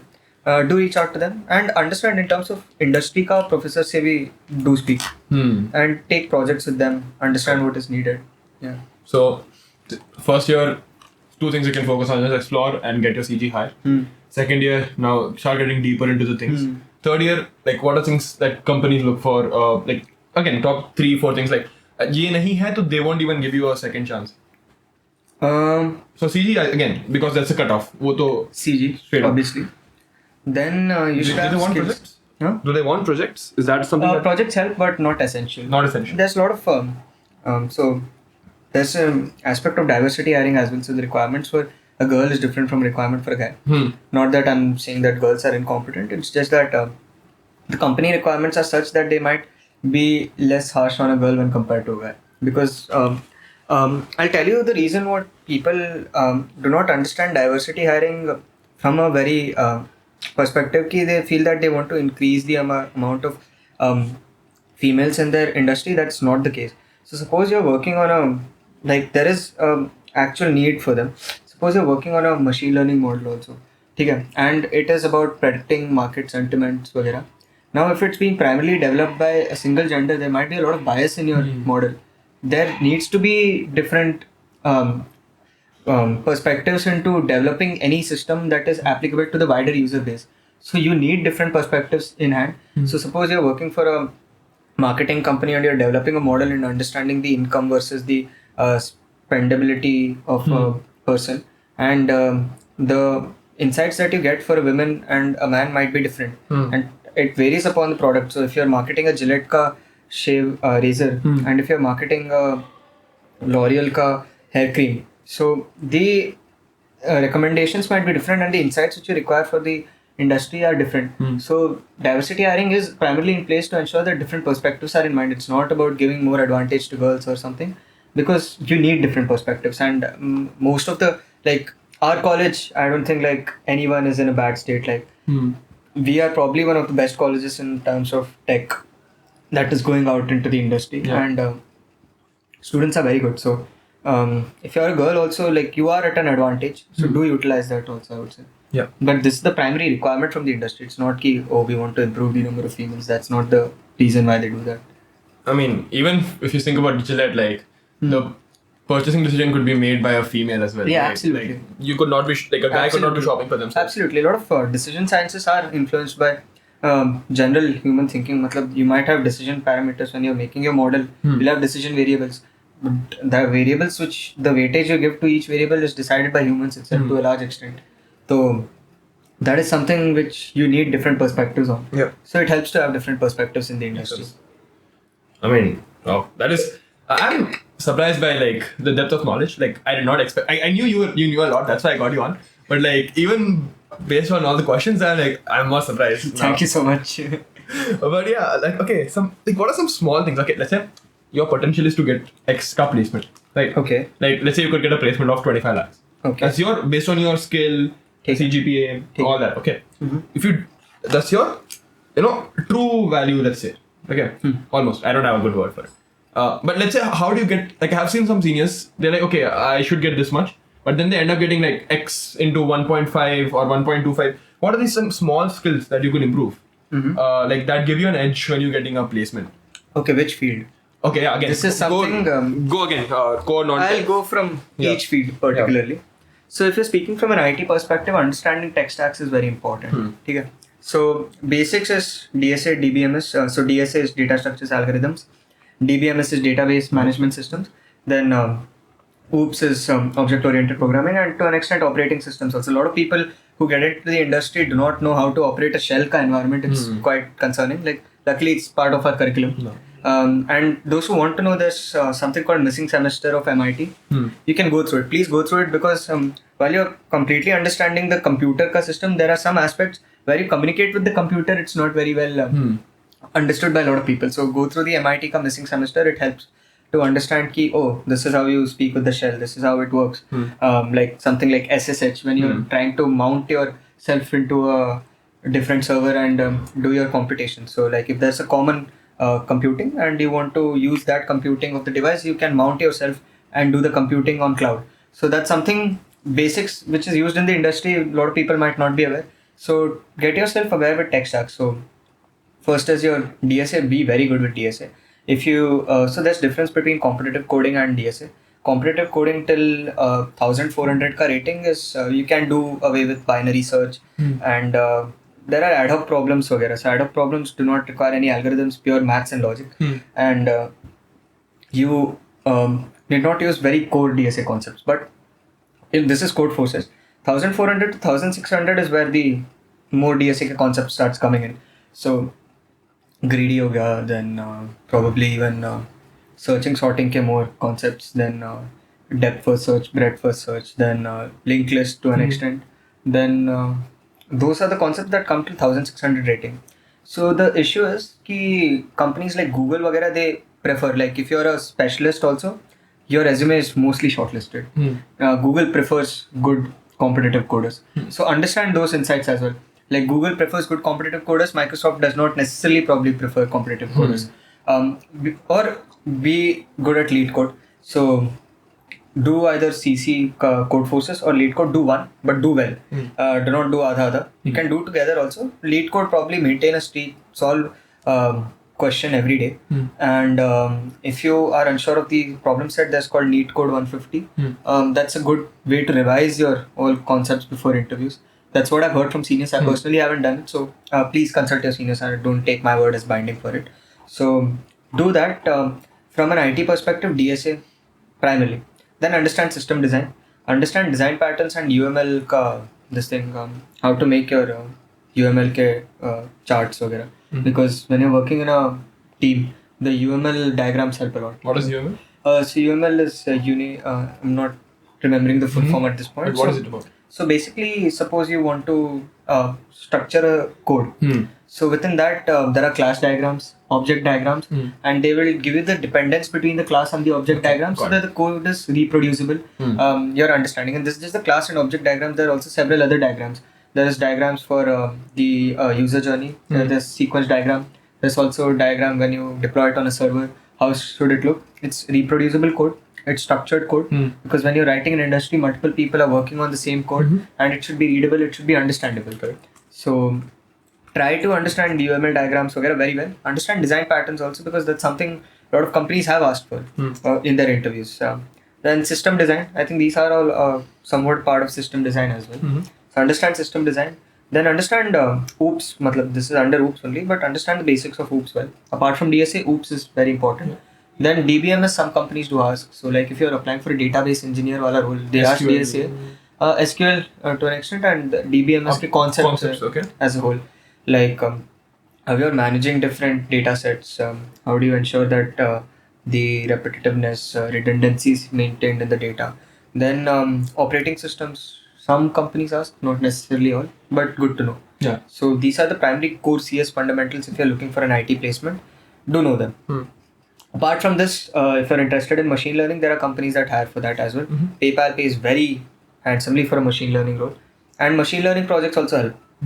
Because that's something that the company might be working on, especially given the current industry trend. A lot of them are ChatGPT ke rappers, and then they're working on this. But not necessarily it's bad. Like companies develop their RAGs and they work on very efficient code. So RAGs is something a localized ChatGPT for yourself, trained on a different model, but it helps. So understand those, like understand tech stacks and understand how to implement it also. So and anything you write on your resume, be ready to speak anywhere from 30 seconds to 10 minutes on that and in depth. You cannot yap about because the industry guy is sitting there, he's done it for 15 years. He'll see through your don't shoot shit with confidence. Be sure of what you're saying. So understand that and do different tech stacks. So matlab, this is, I would say, do well, do projects help, and then communication skills is very well. Because when you're communicating your DSA ka even thought process to the guy, what happens is a lot of people are thinking themselves, they do not necessarily convey it. Now, again, when you're working in the industry, you're working with a lot of people, you have to have the ability to convey what your code is, because a lot of the SDs are in meetings for multiple times. They're not coding the entire day. You're in meetings, and if you're not able to convey what you're doing, it hurts. And understand writing good code. Good code is not just writing with good time complexity, it's also writing with good variable names. Don't name your name X. Suppose you're developing a system for a student attendance system, name student ka naam do. Like take the effort to write the names. Writing good code also gives a good impression to the recruiter ki, oh, theek hai. This is something that he understands. He'll do well if he's writing code for a company. So understand that from an IT perspective.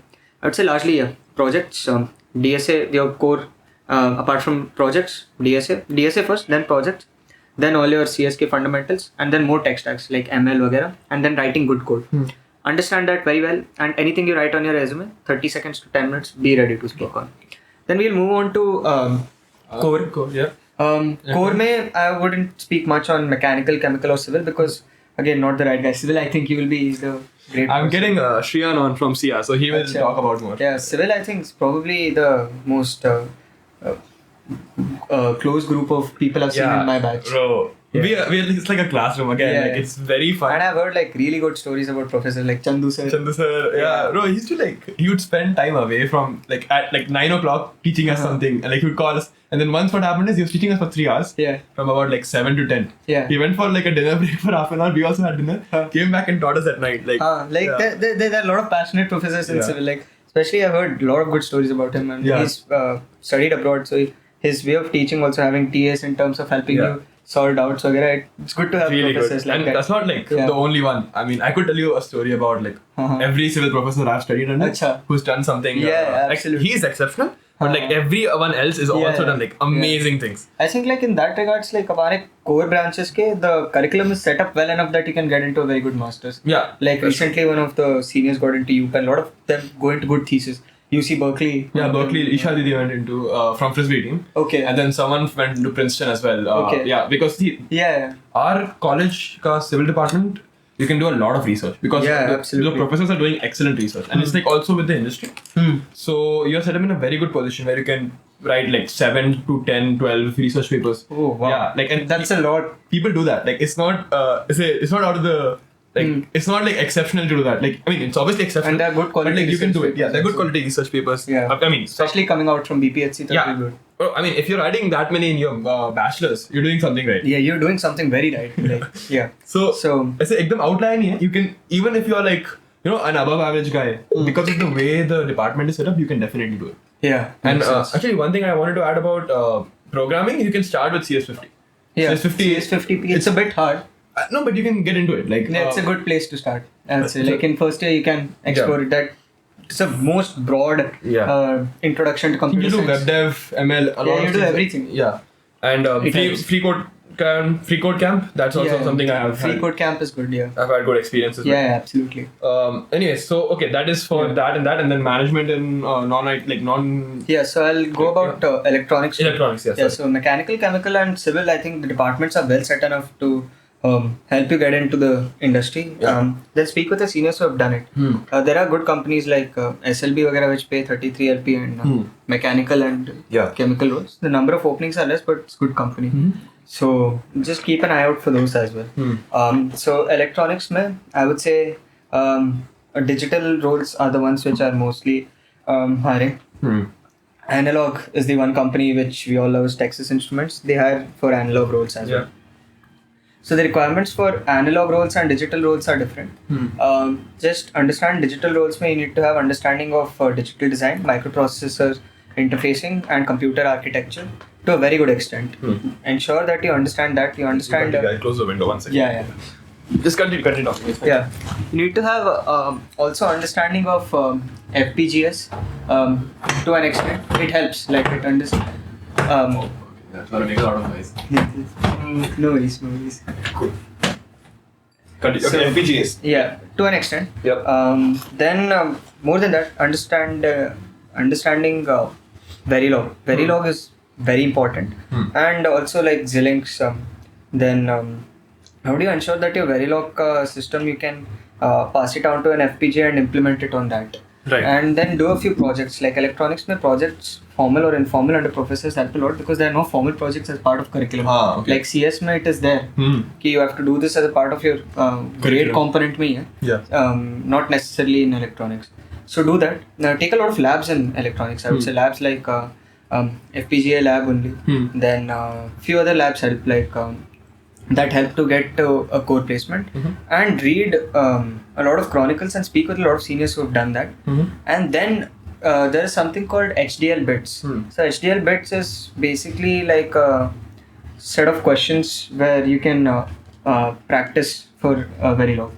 So that helps. So HDL bits, and there is also you can go through the GATE ke previous papers for digital designs to prepare for OAs. Project Delphi itself has a lot of previous OAs ke photos. This quite old because we cannot have like 2-3 years in the past. It's quite old. That's probably like something that the recruiters don't want. Yeah, against the company policies, we do not violate that. So that's something that is there. Do OS, like do practice OS matters a lot because in the number of opportunities in electronics are comparatively lesser. But those who want to get in eventually get in, like around 200 people get in at an average of 27 LPA. Wow. So electronics, very high paying industry if you want to get in, like from our college. So practice your OS well, practice your interviews also well. You can always ask to seniors to take mock interviews. So this is primarily from an electronics, digital electronics wala domain perspective. And then we also have this thing, analog electronics. Analog electronics primarily this hires. What do you say? Texas Instruments only. Do microelectronic circuits, do ADVD, analog digital VLSI design. It's also needed for digital roles as well. Try and do that, it helps.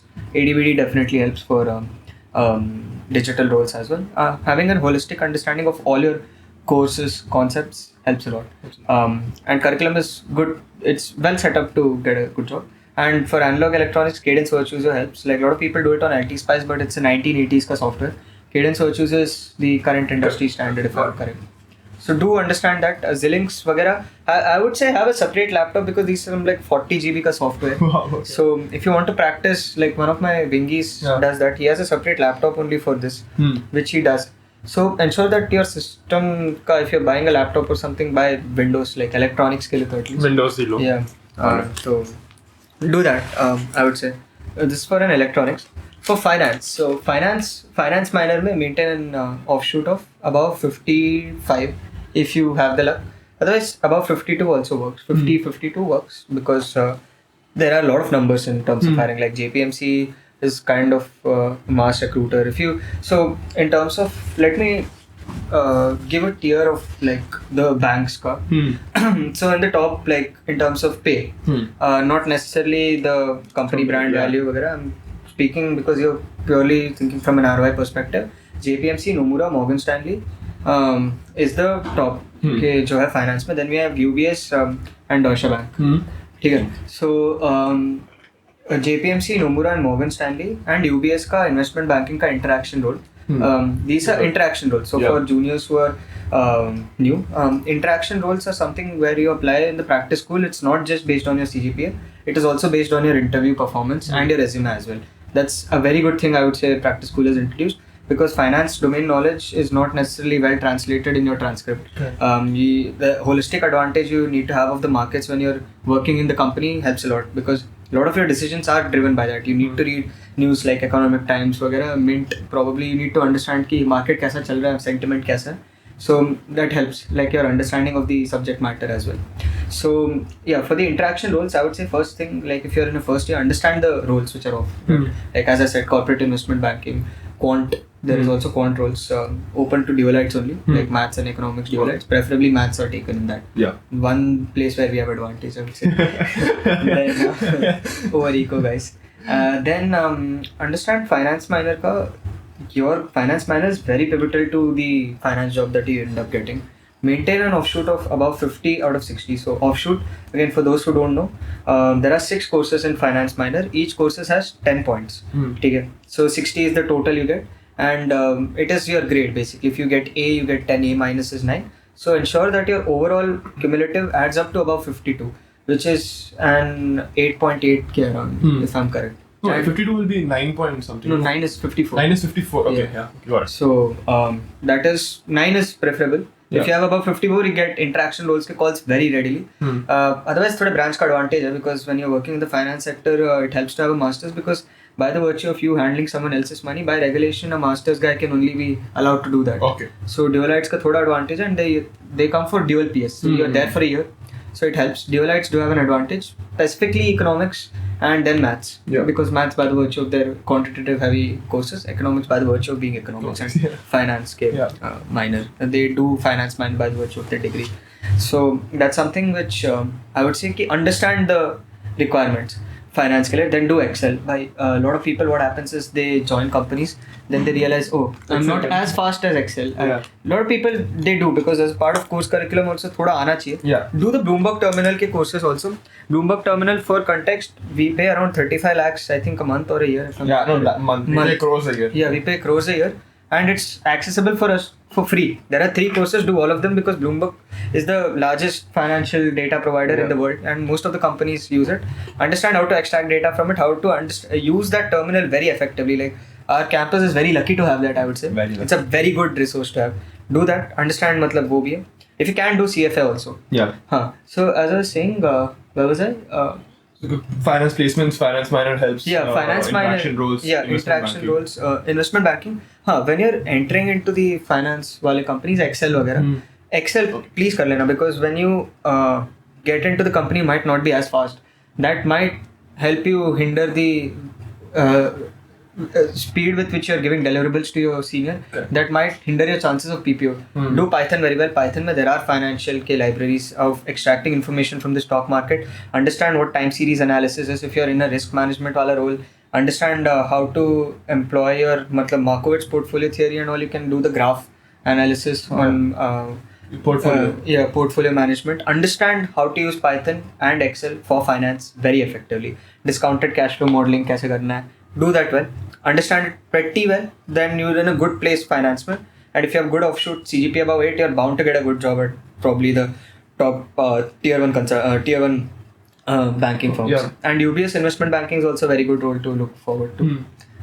Pay is not that high as JPMC or something, but it's a very prestigious role.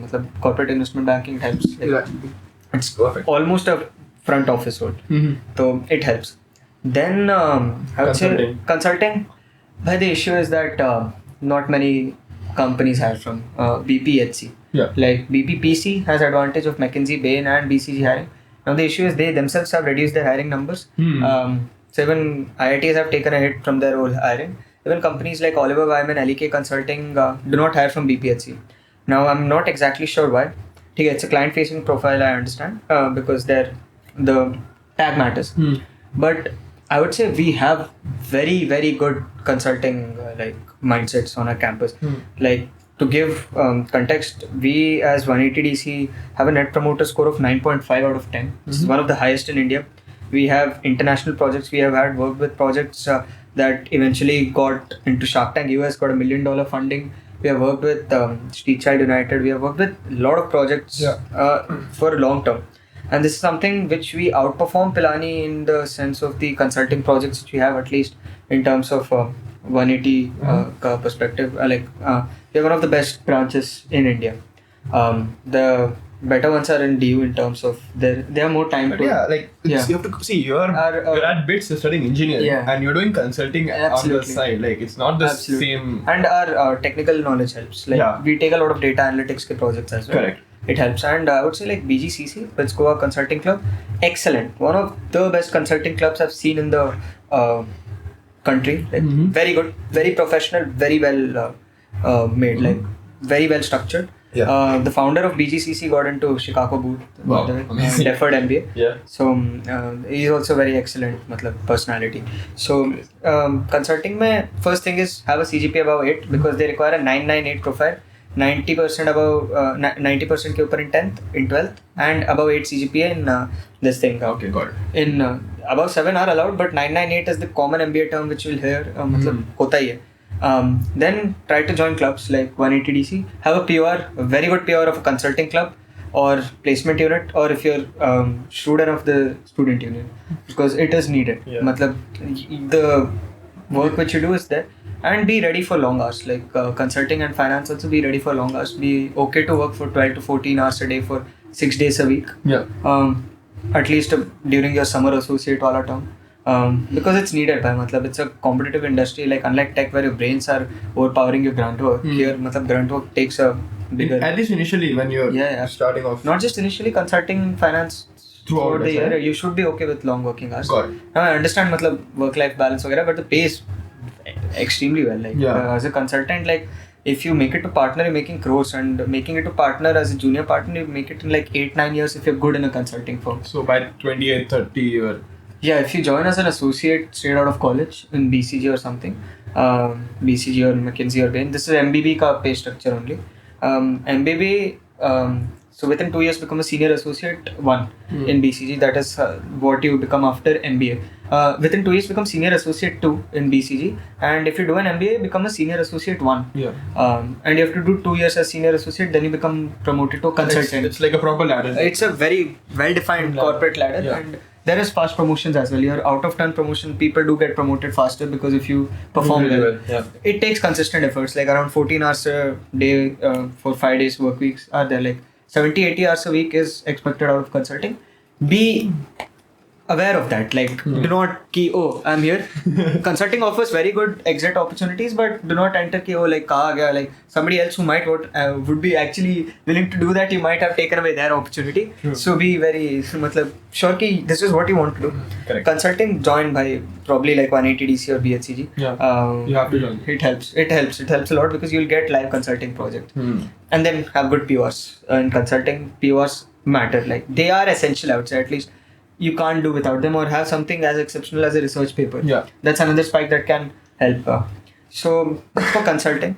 For non-tech, there's business analyst, product management. So product management also, I would say, read case books. Understand, consulting may be also read case books. Product management may also read case books. It helps. Probably Ahmedabad has, BGCC has, even our college has now, CG. It's a good case book.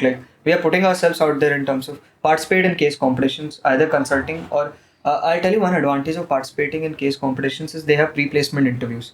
So getting a pre-placement interview in your second year or in your first year is exceptional, and they have prize money. Yeah. It's not that hard. Learn how to make good PPTs. Learn how to make making PPTs. I'll tell you a trick. Just see the case decks of the winners. Or also you can find case decks of McKinsey, Bain, BCG that have been presented to clients already. So you can copy that template, just use the similar design structure. Yeah. It helps. Yeah. So go through that, understand how to make very good, exceptional PPTs, because as a consultant, that is one requirement as well. The way you are communicating to the client through PPTs, it matters a lot. It should be comprehensive. Non-tech, again, Python, SQL, Excel, essential, absolutely essential. If you can do machine learning, deep learning, it helps because that's additional. That's something people going into non-tech won't put the efforts to. You are at a very added advantage if you go there. Correct. You'll easily beat them. because a lot of so kya hota, like I was speaking with someone in Kearney. So he works in like retail consulting within Kearney. There's a retail consulting division. At least that's what his current project is, if I'm correct. If there's not a division, that's what his current project is. Their data analysis, the BITS ke graduates, they do it by Pythons, like not BITS, just engineering graduates. They do it by Python. But what non-tech guys they do is using Alteryx, if I'm correct. It's not as powerful as Python. Yeah. But Python can be seamlessly integrated with Excel. Excel can be seamlessly integrated with Power BI. There's wide-ranging applications that you're not exploiting as an engineer, then you're at a disadvantage. Yeah. So understand that Python, SQL and Excel. And if you can, probably, bhai, matlab TensorFlow, PyTorch seekh liya to very good. Yeah, I mean, PyTorch, it's very well. Yeah, it's very well for research, like, and ML Ops also helps. Like, again, not essential. अगर time मिल लिया कर लो time pass के लिए. कर तो बहुत सकते हो. कर तो बहुत ही सकते हो. तुम जितना करना है, you can keep doing more. And for non-tech family, participate in a lot of case competitions. Lot of case competitions. Participate at least one a month. Like, ठीक है. Even more helps. So we recently came fourth in a national case competition. It's amazing, bro. Congratulations. Thank you so much. It was a finance case competition. Top 3 were IIMs. Yeah. So IIMs. So that kind of hurts. So ensure that you're competing at a level where you understand and ask feedback. You get a lot of feedback. You understand your mistakes. Then move on. Translate it next. There's pre-placement interviews and good ones. There's very high cash price. Like, thoda mein to it goes in lakhs. Yeah. The cash price helps, and even follow pages like PNG, Careers India, वगैरह. PNG does a lot of off-campus this thing also. There's something like Peakathon. So it's some are exclusive for MBA, some are open to both. Yeah. So ensure that this is something as the placement unit you get to know, like कि ऐसा opportunities भी exist करते हैं, because placement unit के mail पे आता रहता है ये. Not necessarily it's applicable to our college. They'll just send. हाँ, तो and we are the first ones to know. Even if it's applicable to college, we are the first ones to know. The chances of us missing it are low, because कोई तो group पे बोलेगा वो ये आया, कोई participate करना चाहेगा. तो that is always there. So ensure that you're doing this. Like, these are the multiple opportunities you have from college. Do that. I would say. Wow. Okay. So a lot of information about what each vertical should do. Yeah.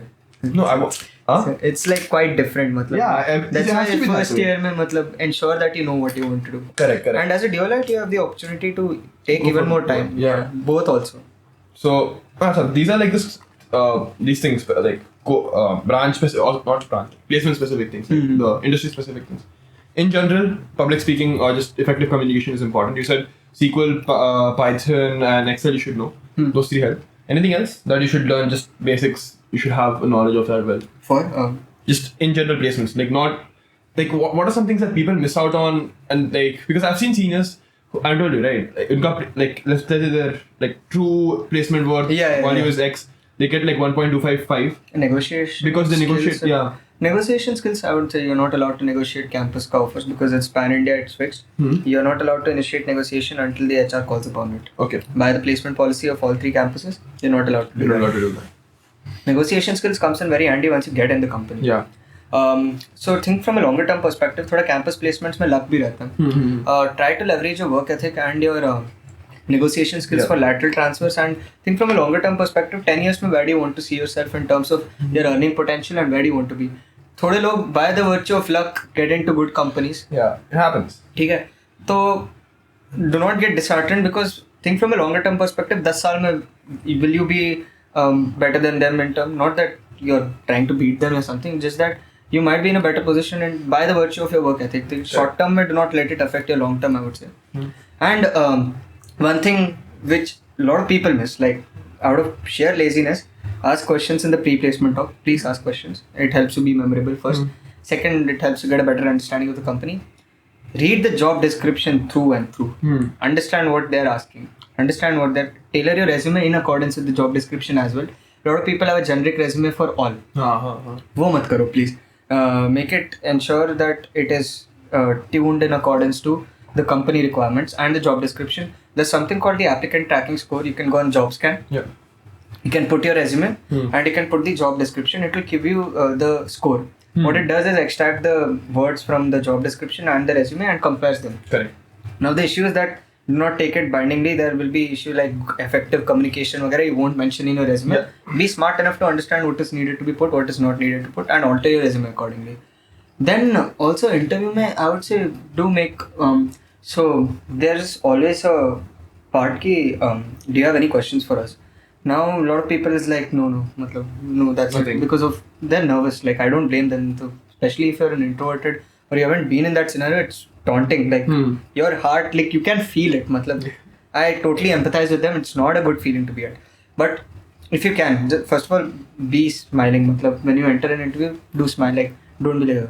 Because it doesn't give. It makes a small difference, but it's important. It's important because at the day, again, this I might not crack to myself if I go to give an interview. There's something that I'm just saying. Like if you can ensure smiling, then when they ask, so one question that probably is good to ask is what is expected out of an entry level guy like me, given my background in this, and how does an average day look like? And suppose I get into the company, what do you think that I can do before joining that I become a contributing member to the team on the day I join itself? That's a good question. Yeah, so that is something that I've asked in all my inductions from my first year itself.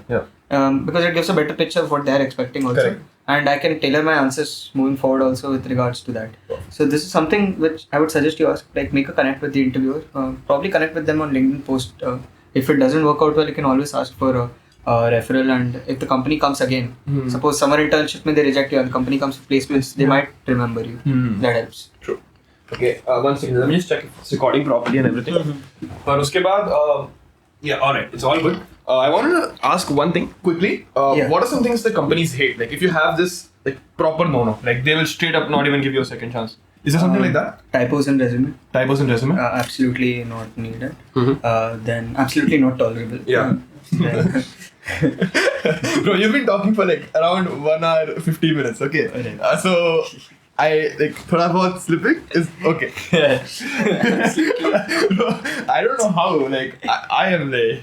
Okay, continue. Sorry. Then typos in resume, lack of professionalism in the way you speak. So basic greeting sense is needed. So like again, I come from a military background, so it is ingrained into me. So it comes more naturally to me. So I don't blame everyone. The way you speak matters a lot. You like have good communication skills, but be very respectful. Do not be cocky about any knowledge which you have. You might know more than the interviewer by the virtue of your domain expertise, but do not show it to him. He will screw you over left, right, and center in some other domain. Be humble in that regards ki they know more than you. They're part of the industry. Please be humble in that regards ki aata hai. Then in terms of pure no, do not write something in your resume that you can't speak about. It's a clear bad ki, oh, he's faking it.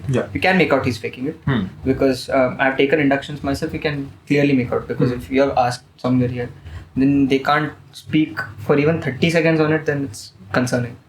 So that's a very strict no. Typos and writing something that you can't speak about. If you can yap about it, please go ahead. If you can be well prepared, please go ahead. That's a different issue.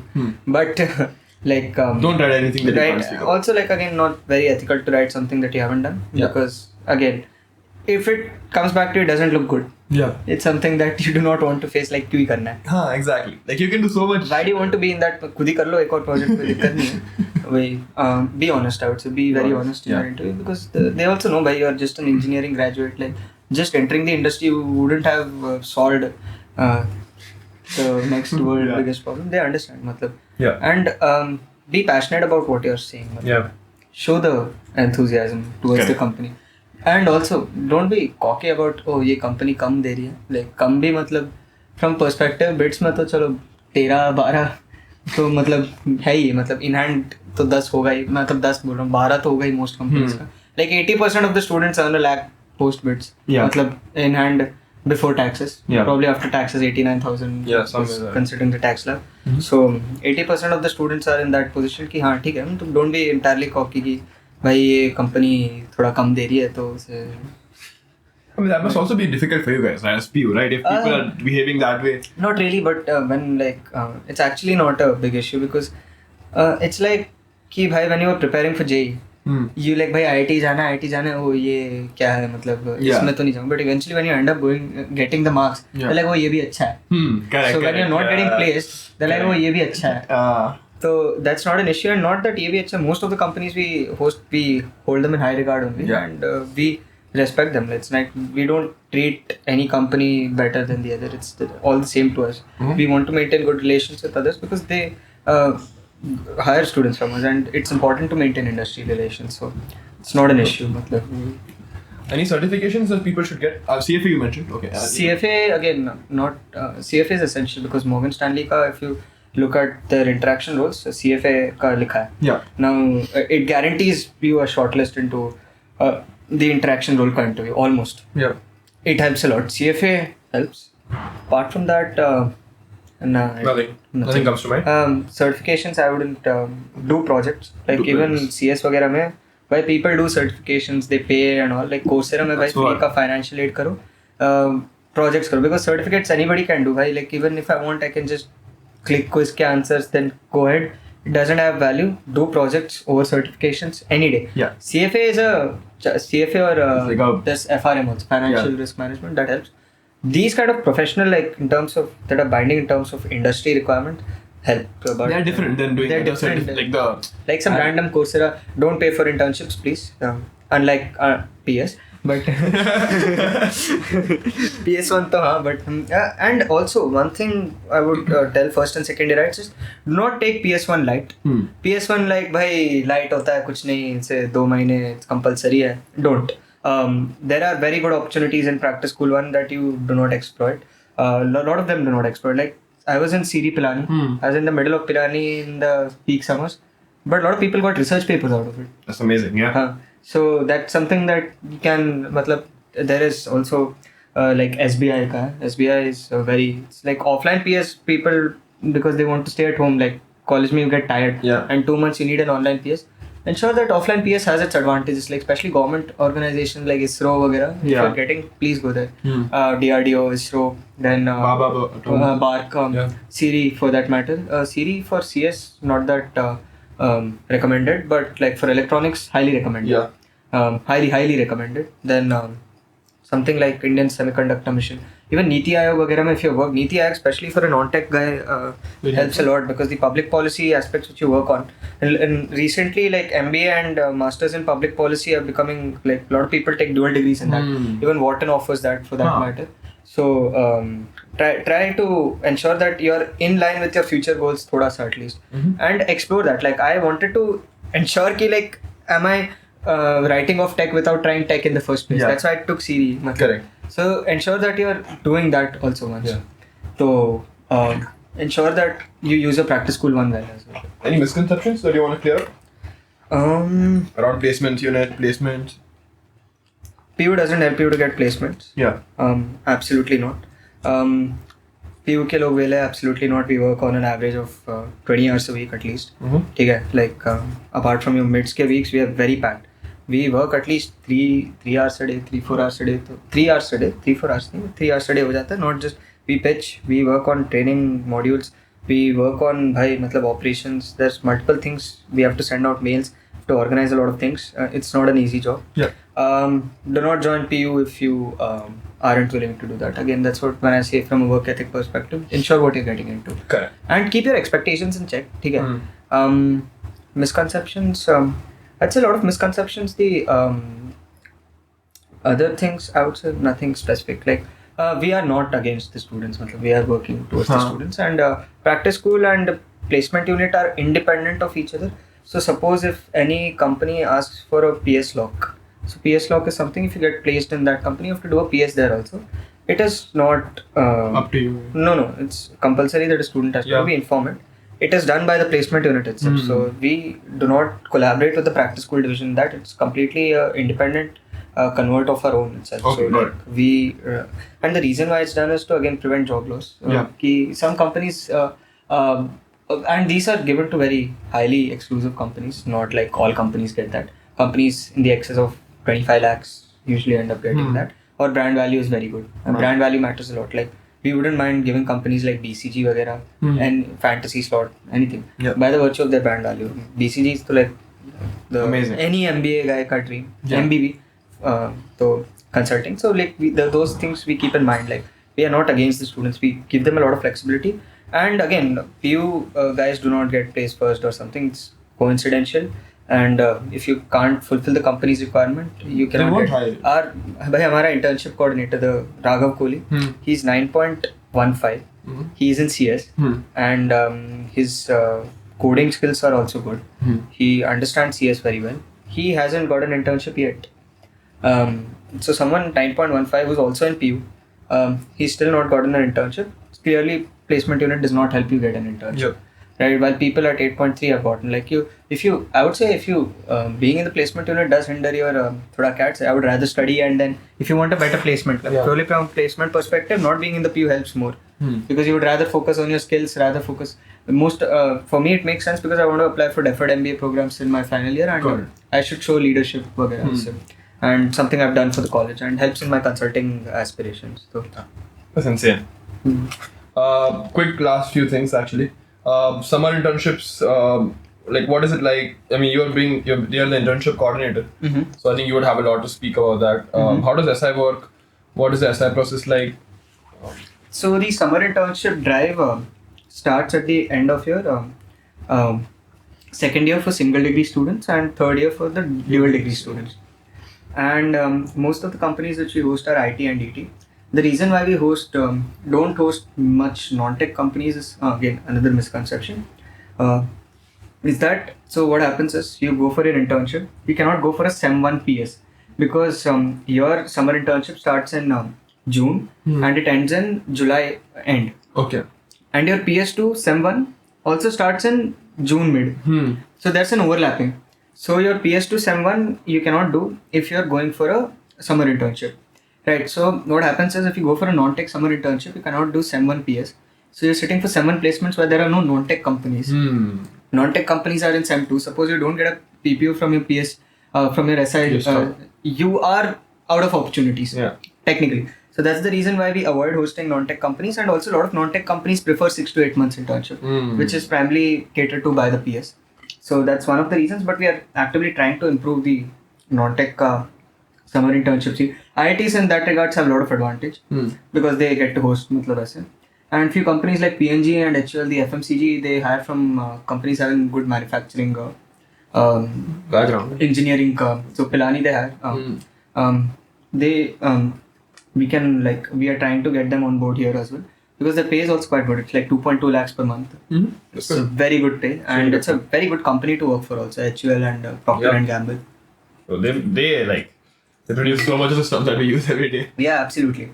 So I would say ki mostly IT and then some amount of ET is what summer internship caters to, and it's a precursor to the final placements. I would say it's good to have a work ex over doing nothing in that 2 months. Even if you are getting less stipend wale companies, thoda like somewhere around 50,000 per month wala, I wouldn't necessarily not apply because it's good to have that 2 months ka work ex. What are you doing in your 2 months ka gap? 2 months ka gap. Summer internship, So in the summer internship, like you're working for the company, they'll be probably getting. No, I'm saying you personally. I personally, 3-2 के बाद तो I'll be doing summer term for finance minor. Okay, yeah. And 4-2 के बाद तो double PSC. Double PSC. Okay, so you don't have that space. I hadn't had summer holidays in my entire college. First year के बाद we didn't have because we joined late. So wow, there is no summer holidays for me. मतलब हो गया मेरा वो. Okay. So yeah. Okay, got it. Yeah, summer internship. Be prepared early on. I would say like second year, that's one thing PAC is heavily aiming on because pan India process में the numbers are not decided. We are trying to increase the numbers.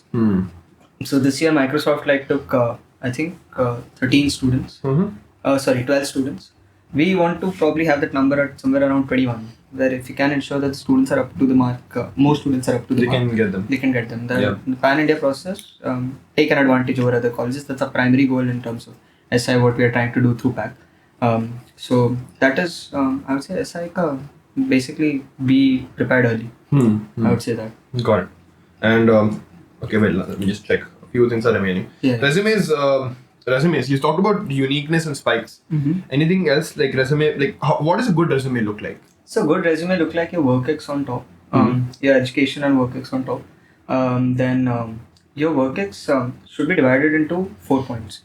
Like what you did, how you did, the impact it created, or the learning. Suppose you did not necessarily always create an impact given you're a student. You're not in a leadership position that you do not have key metrics to define. There are no KPIs for you, like key performance indicators for you, and that define that.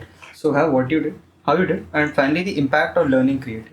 And if it's a technical project, mention the tech stack used.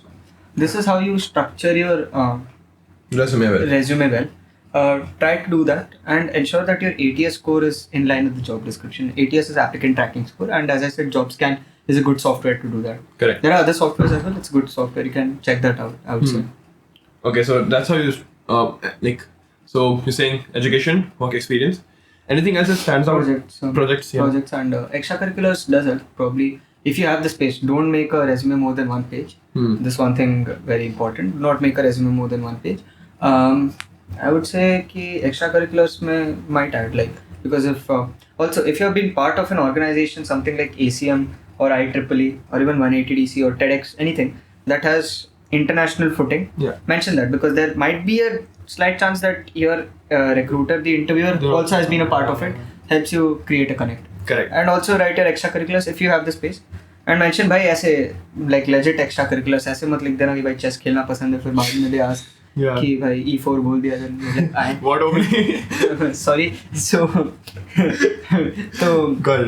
just ensure that what you're writing is again in accordance to what you actually feel about it and be passionate about it. So hobbies extracurriculars if you mention then might help connect with the interviewer or the HR for that. Extracurriculars help you connect with the but might not essential. Not essential. Like, what are some good extracurriculars apart from those clubs that those are the things? What can you do that is there something that looks good for placements? Technical के लिए तो nothing like extracurriculars I wouldn't say like hackathons वगैरह technical come under competitions or our section. Nothing like from consulting वाले के लिए it helps like national sports player or national arts में तुमने like dancer हो. That's a spike that you get. That's a very good spike. And probably place it above than few of. Really? Yeah. That makes a big difference. It makes a big difference because it shows to your competency in a particular domain. Yeah. And your ability to work hard towards it. Like consulting companies, they want you to be able to work hard. Yeah. That in joint with the other things you have done, that alone won't help you get a job. So good to have it's not a good primary spike but like a secondary or tertiary spike.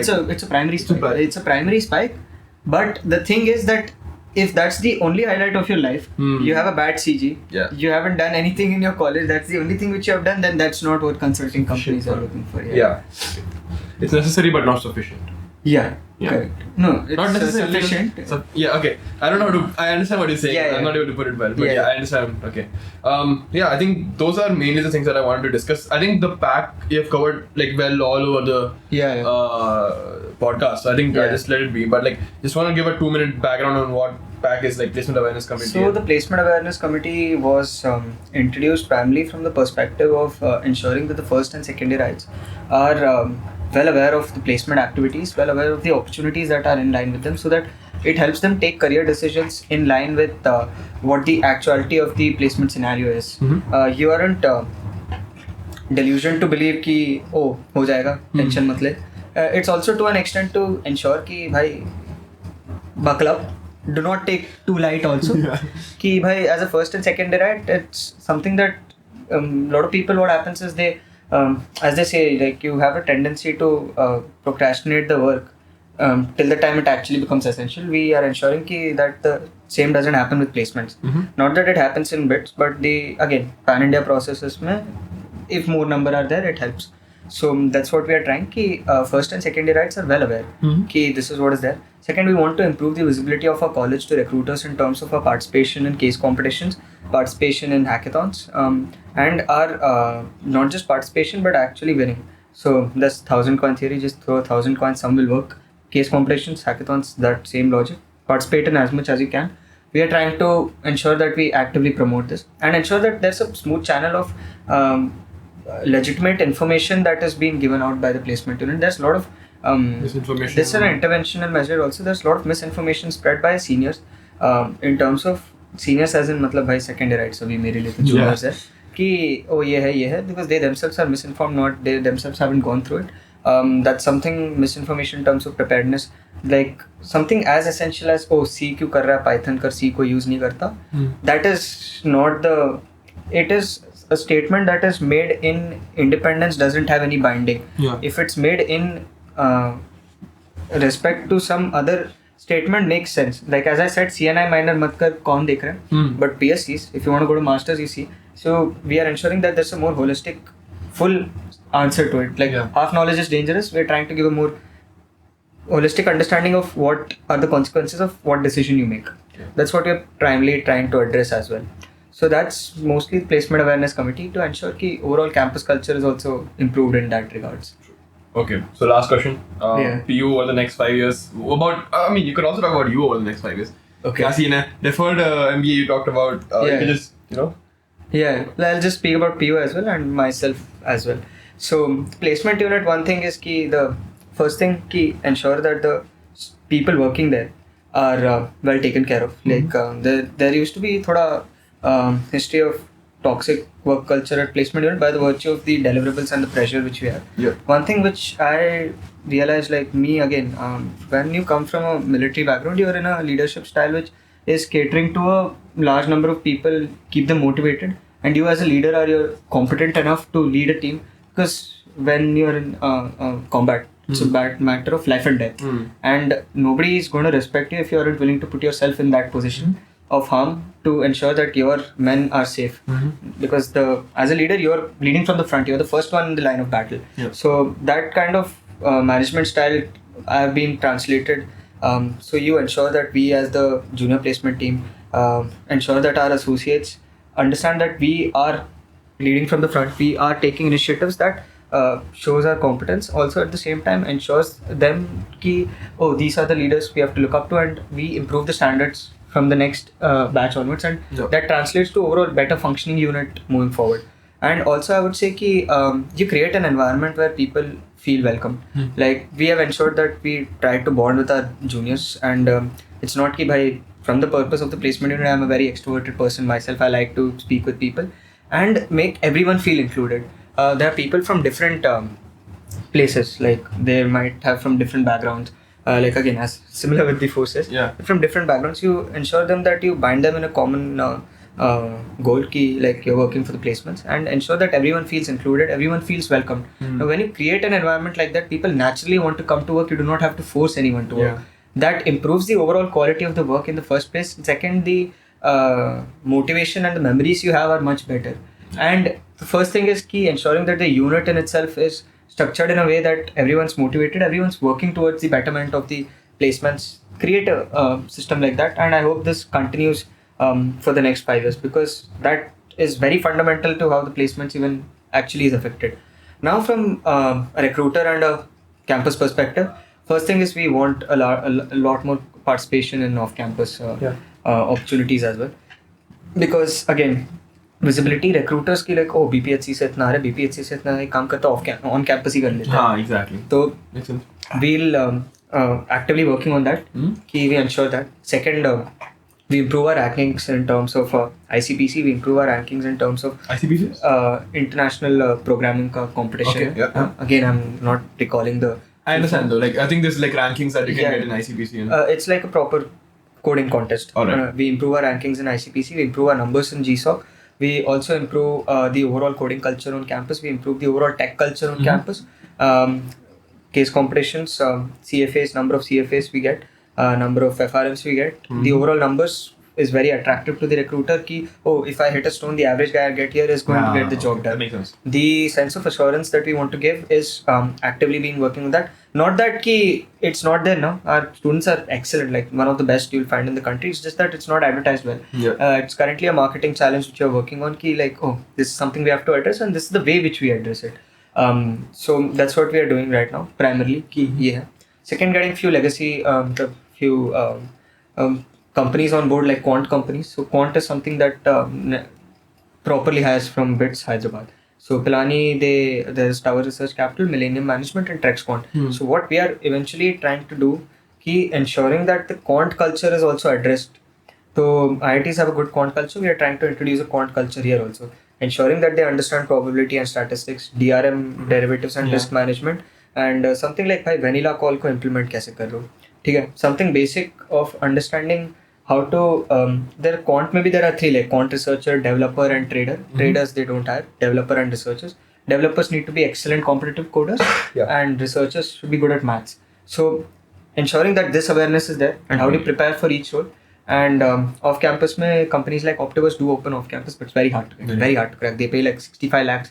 I think 45 or 65 lakhs ka stipend for 2 months in Amsterdam office. What? Yeah. That's insane. It is very good. Like that's the reason why we want to also get quant companies on board. Ki there's high pay and it's a difficult thing. Opportunities are there. Quant is something which we are.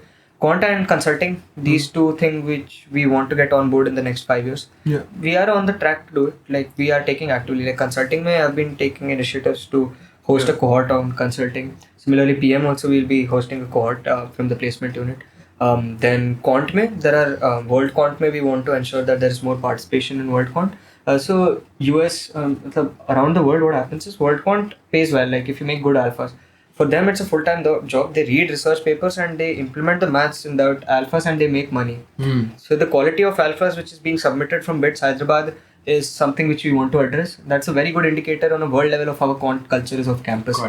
IITs are good at this. We are trying to implement that. And then again, there are quant competitions as well, like data science competitions, quant competitions, which you want people participate in. So this is a more long-term goal, and I would say ensuring that the perceived value and the aspirational value of BPHC improves. Correct. Yeah, that's the overarching. Yeah. Bro, I think I want to talk about your next steps as well. But one thing I noticed is I think it comes from your case, competitions. You break down everything, then you solve one part of it. Like that's nice to see. Anyways, last thing, just you, where are you going? क्या scene है? मेरा तो let's see. Primarily, I want to get into finance post college. I'll be applying for deferred MBAs in my final years. What are deferred MBAs? I don't know anything about them. There are the M7 business schools and HEC Paris as well. Yeah. So you apply in your final year, and if you get an offer, M7 business schools, for context, is the top 7 business schools in terms of perceived brand value in the world, which is your Harvard, Stanford, Wharton. You have Kellogg School of Business, Columbia, Chicago Booth, and INSEAD is it? No, INSEAD is not the way. Howard, Wharton, Stanford, Kellogg's, Columbia, Chicago Booth, and MIT Sloan. Yeah. That's the 4th I remember. It's been long term. I mean, but still remembering. Yeah. Okay. So these are the 7 top business schools perceived value. And so they have deferred options as well. So you apply in your final year, and once you get in, you can join 2 or 3 years later to that cohort. Got it. Well, the advantage is that within your final year, you get an idea that if you have a good enough MBA, you have flexibility to leverage offers also before you get in. Right, yeah. At the same time, you can explore different industries. Now, it's very competitive, not more than 40-50 people get in throughout the country. 40-50 throughout the country? Throughout the country. It's very hard. That's very, very hard. Very, very competitive. Yeah. And a lot of people you'll be competing from different colleges might have better profiles. So these are all bachelors though? Bachelors only. Me being a MSc plus B does help because it shows my quantitative nature. But let's see, it's a very long shot. It's very hard to be You're going for it. Let's see. Yeah. No harm in trying. Way. So you have to have very good essays, very well researched essays, and each college has a different requirement for an essay. Different requirements from a candidate. So you need to understand the nuances. You should have a very good GMAT score and a very good profile. So you'll be given a GMAT next year? Yeah, next year. So that's from a long-term goal, if this works out, I think I'll be the most happiest person in the world.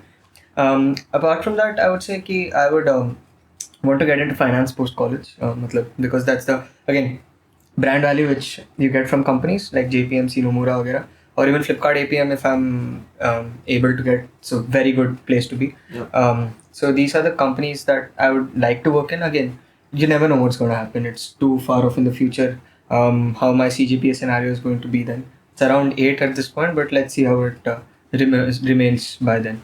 Correct. So that's something, again, what my primary goal is. In long term, again, I would want to do an MBA. Get into either consulting, marketing, or general management roles. So that's my long-term goal. Let's see. Okay, Eeshaan, I think we'll wrap it up. Yeah, it's been a great experience. Thank you so much for coming. Thanks a lot for having me. Bro, मजा आ गया भाई. आज तो